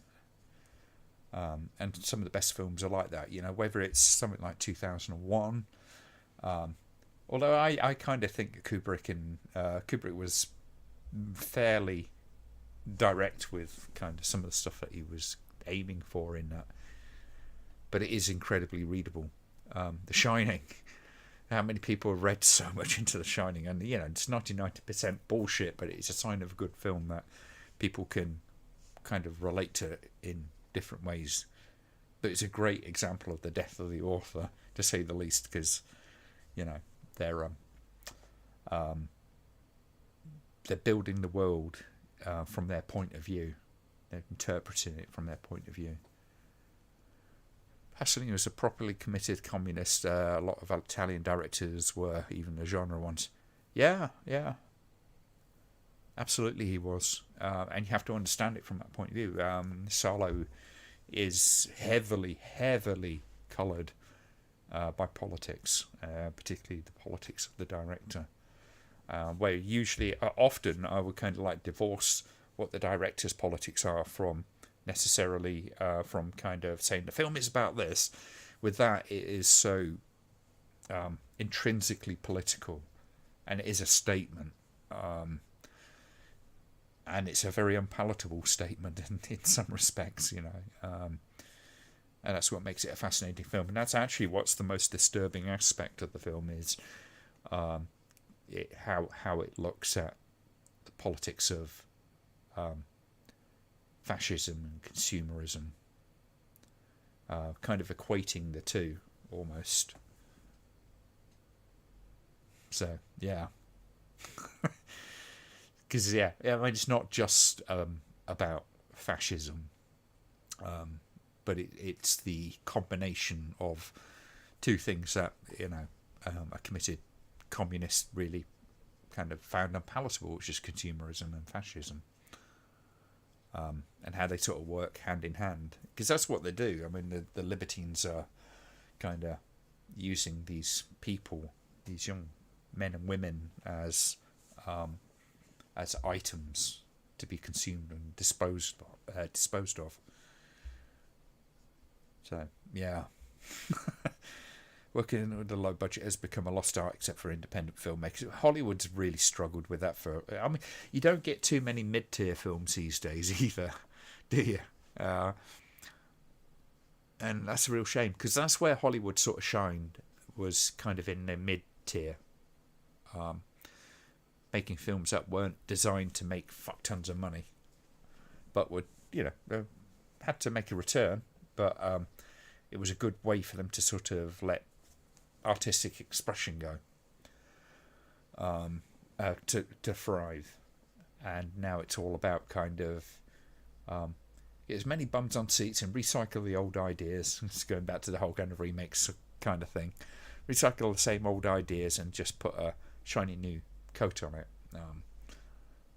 And I think that, with a lot of the Hollywood, with the horror remakes, that's been the case. Whether it be Texas Chainsaw, whether it be the Halloween kind of remake type, whatever. Because I can't even call them sequels, because fuck knows if they're sequels or not. That franchise is just fucked. The Friday the 13th remakes, they just feel so soulless to me. Just focused on all the things that everybody accused them of when they first came out of, that they're mindlessly brutal, that and all that kind of stuff. Not to say that they were masterpieces necessarily, but they broke some ground at the time, and these new ones just don't strike me as being that. Haven't seen Megan yet, but I've heard nothing but good things about it. Yeah, you know what? I mean, I've got to have a bit of a spree of some of the newer horror films. I really do. I've been kind of preoccupied by various things, not least, kind of getting the scope out and stuff like that. But I've got to have myself a movie night where I watch at least 2 movies during the week. I think that's probably something I've got to do. Try to get some new stuff in, because it's very easy to get sort of cloistered in all your old stuff. And there is some genuinely good, great horror films which have come out over the last 10, 15 years. As divisive as some of them may be, like the Midsummer and stuff like that, and they're interesting and they're different and they're trying to do something, trying to tell a story.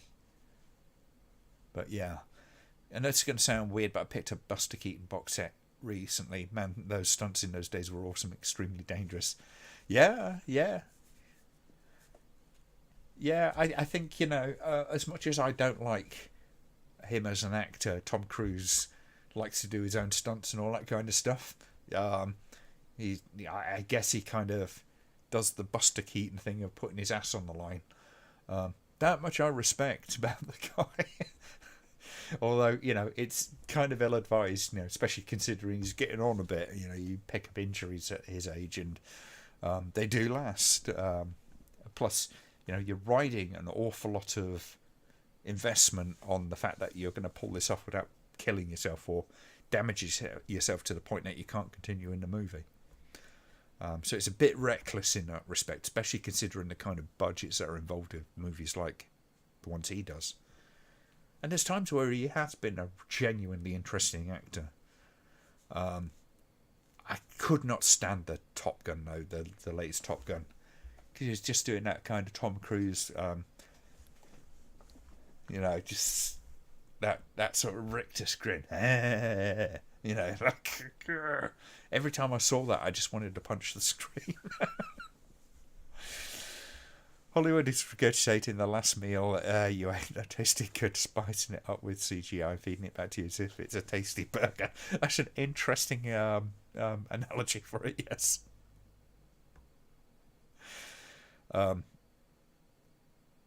But there are, where I will say this, when it comes to remakes and stuff, if you've got a point to making a remake, other than just to catch off of the cachet of whatever it is you're remaking, then, go for it and do something different. One of the ones that's interesting series-wise is the Invasion of the Body Snatchers, because each iteration of it has tried to do something different, something a bit new with the story, tried to kind of make it mean something else.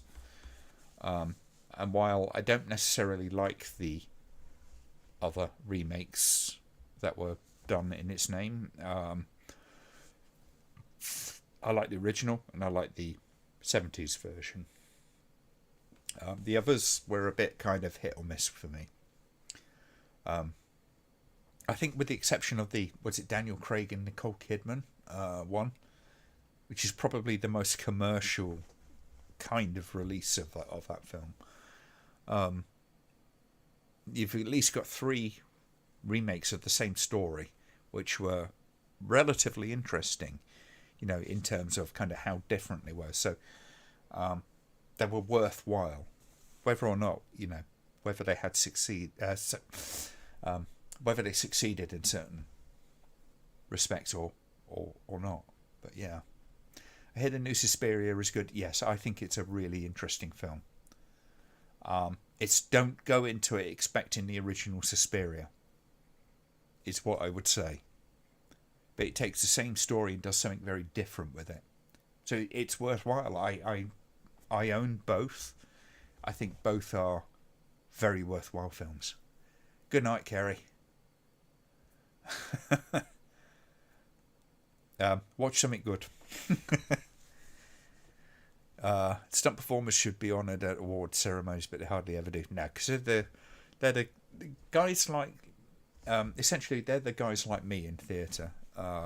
We're working in the background. We're doing our job, making the spectacular things possible on stage. You know? But nobody really kind of appreciates what it is we do. Stunt riders, stunt men and women in general do an incredible job, and allow some very, very overpaid people to look good, while they get no recognition half the time. I always do appreciate it when you get the actors who go out their way to kind of highlight these incredible people that save them from having to potentially break their necks.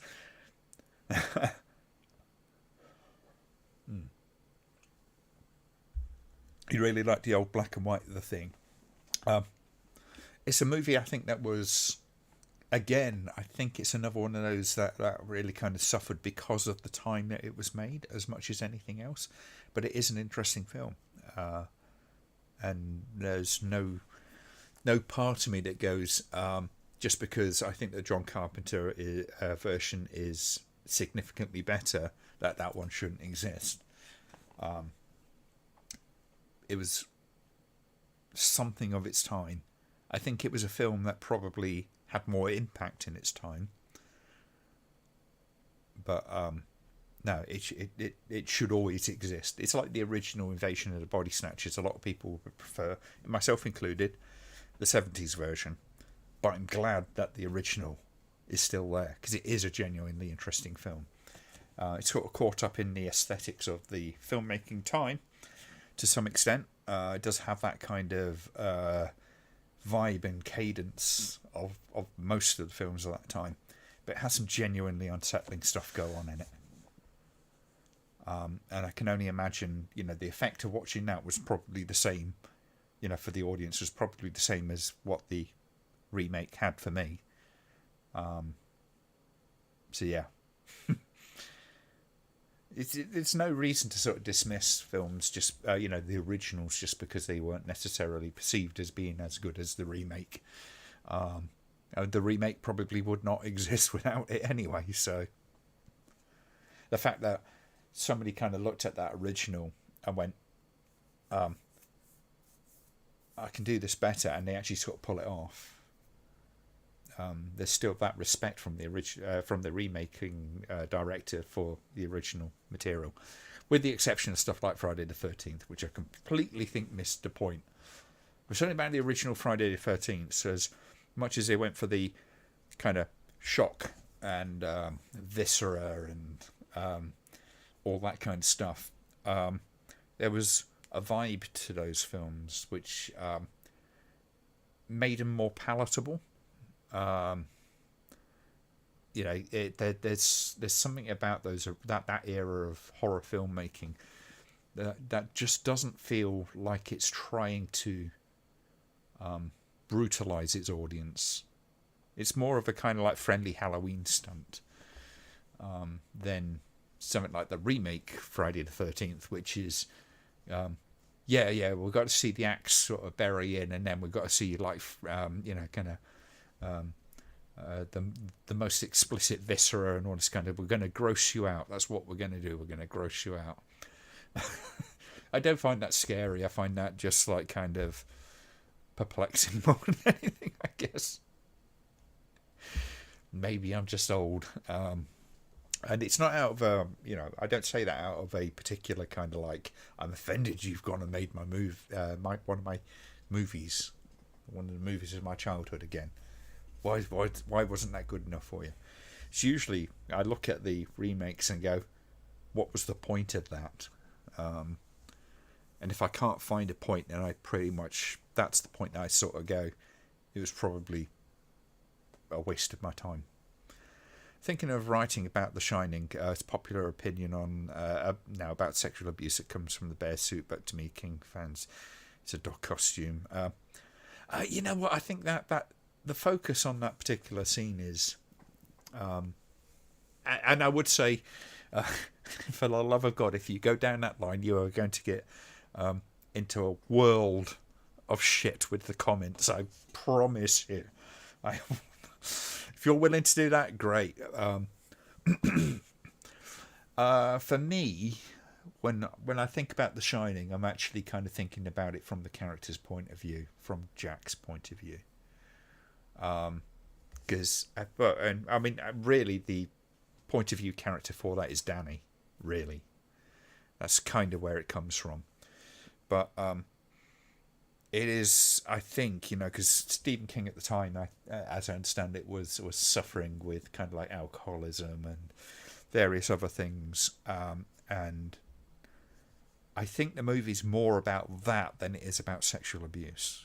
I think it's more that's kind of the driving force behind what is happening in the movie and what is being depicted within the movie. So it's this sort of, the world's just getting crazier and crazier and crazier around him. This is all his demons coming together at once, and it's probably something that, as a child, he had to live through. Because it's a whole kind of thing with, I'm back kind of thing. And it's sort of like his father was probably like that. Now he's like that. Will Danny sort of escape from that? Yeah. I don't know what Rob Ager kind of I think he went down that line, didn't he? At least in part. See, the thing is, this is one of the things with a lot of theories when it comes to Kubrick particularly. But there is a general kind of what I think is a mistake that's made in film analysis, is that people see a scene like that, a shot, and they go, that's what the film's about, without actually kind of spreading it out and sort of applying it to the rest of it. And I don't know if Rob Ager kind of like expanded upon that to kind of to explain it to some extent. And there is a thread of abuse within that, but it tends to be kind of like surrounding Jack's Jack Nicholson's character's history of alcoholism, that he gets out of control and he can be abusive, physically abusive. Does it cross the line into further over that? I don't know. I mean, just looking at that one scene and going, that's the key, doesn't strike me as particularly cohesive. But maybe that's just me. I don't know. I always looked at it much more that it was just like the character is struggling to get past these like literal demons, if you like, that he can't get away from the substance abuse, essentially. Sadness is a rare example of a movie where gore actually makes it a bit that bit more creepy. Yeah, it can. But often it's used as a substitute. Certainly with a lot of particularly kind of like 90s to late 90s, early 2000s horror. Or the whole kind of Platinum Dunes remakes, that kind of stuff. Gore is used as that's the scary thing. Look, actors, and it never really quite worked for me. I thought the Texas Chainsaw remakes were in the prequel. Then was it Texas Chainsaw 3D? They were pretty awful. And you know what bugs me the most? See, this film that we've just watched, when it homages or references other films, it does it in a much more cohesive kind of way with the film. It doesn't stop and go, oh, look, here's that movie, right? It integrates it fairly seamlessly, but it is a little obvious. But when they do it in kind of like was it Texas Chainsaw 3D? You've got Sheriff Hooper or whatever, and this kind of stuff. Just these glaring kind of nods to their source material that they think is cute, but as an audience I find distracting. The Dawn of the Dead remake having the cameos, which to some extent you sort of go, well, it could be a nice thing, but I found it incredibly distracting. It's like what was it, the Galen Ross shop that sort of appears. And it's like, why is that there? It's just a little in joke, but I find that sort of stuff kind of drags me out of the film quite badly. But the way it was done in this film, generally speaking, there was a few glaring moments, I guess, but I found it much more. It sort of kicks something in the back of your head rather than sort of slaps you in the face. The problem in film analysis is that analysts tend to interpret every tiny minuscule detail as evidence of a reading. No, it's not the case. Yeah, you're quite right. You can microanalyze them. The thing is, if you're finding details within the film that kind of support that theory, that singular theory, right? So there's a bit here, there's a bit here, there's a bit here, there's a bit here. That's one thing. But it's when they take a tiny section of a film and go, that's what the entire movie's about. To which my question is, how does that apply to the rest of the film? That's kind of important, because if you've got an idea within your film, it should follow right the way through. That's certainly with someone like Kubrick. That's the kind of thing that he would be very meticulous about. Not the geography of the entire hotel. I mean, the whole hotel, with like the overlook. It's designed to be that the way it's filmed, the way it's shot, is supposed to be quite confusing. There is one of the things I think Rel Bager kind of pointed out was the similarities between, well, at least the crossover between the idea of the maze and the idea of the Overlook Hotel. And there's a kind of matching up of those two kind of images, if you like. That the hotel is very confusing, and to an extent that is kind of the case. But then they're sort of going down this line of oh no, it's all kind of like it's all warped and all this kind of stuff. It's like, no, it's not really. Not technically. The fact that the window, there's an external window in what apparently is supposed to be an internal part of the hotel, I don't think is necessarily a deliberate thing. It's quite possible that they just didn't map out the geography quite as much as that. I think it's more likely. Even Kubrick is not thinking of every minuscule little detail that some nitpicker 30 years later is going to be trying to think out.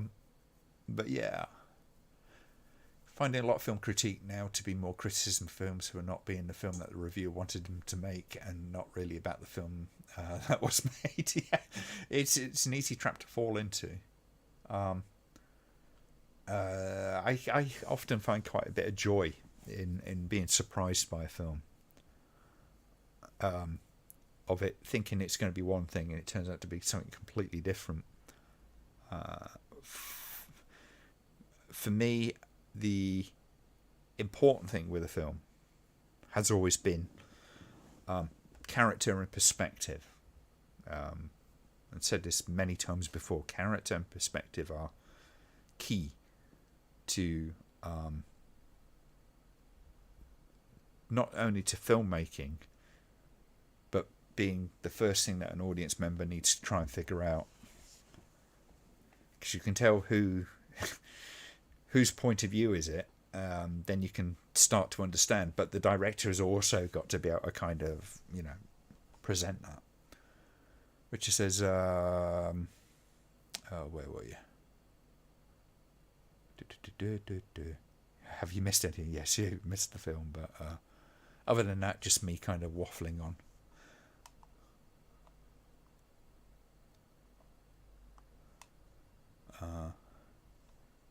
I think Richard was asking, oh yeah, are we having another watch along next week? Could we have a rewatch of the classic Death Machines? I don't think we'll rewatch Death Machines next time, but we will watch it at another point. I don't think there'll be one next week. It might be. I've got to see how I kind of get towards the end of the week. I've got an incredibly busy time up until summer, more or less. So I've got to sort of figure out. The way I see it, every other week would be more or less ideal at the moment, but we'll have to see. I agree, Glenn. The Kubrick black hole I've fallen into has taught me that what people want to see, they will see. Pretty sure I just accept. I don't know why he does it, but he has made an industry out of it. He does, his most popular stuff is kind of based in that, and he makes a living out of it. I ain't gonna begrudge him that, but I would question some of the honesty sometimes when it comes to some of his interpretations. Because I don't know. I think he is an interesting film critic, and I don't want to besmirch his name, but he has gone down some pretty potty lines before. I'm sure he has to deal with the whole kind of people who disagree with him laying into his opinion. When after 2001, I was like, I ain't going to touch another Kubrick film, just because it's just too much of a headache. And that's a real shame because Kubrick's films are interesting to write about. Oh dear. Anyway, I think we should probably call it a night there. I'll say thank you for joining. If I don't do one next week, I've got to work a lot of assessments next week, and I'm not quite sure what position I will be in by the end of the week. But the week after, as far as I'm concerned, should be doing something. Hopefully, I'll be back on my proper OBS system by then. That might be quite nice. But this has just about worked one way or another, so I can't really argue too much. Back to your Michael J. Murphy box set, 26 films plus extras to get through. Sounds like you got some homework. Still following Lampy Man and Agus' early days of YouTube. Screw all the jumped up pretenders. Well, thank you very much. For all I say about Rob Ager, if I'm kind of put up on in the same tier of favourite film critics and that kind of stuff, I'm not too upset about being in that tier. But it looks like you all enjoyed the movie. I will say thank you very much for joining. Guess first stream proper for the new year. May there be many more. Hopefully, I will be getting my new bits for my telescope, so hopefully on Facebook you'll see a bunch of photos from that over the next couple of weeks. And if I can get it, that fucking comet, that would be really, really cool. But for the meantime, enjoy the rest of your weekend and take care of yourselves and have a lovely time. I will see you next time. Take care, folks.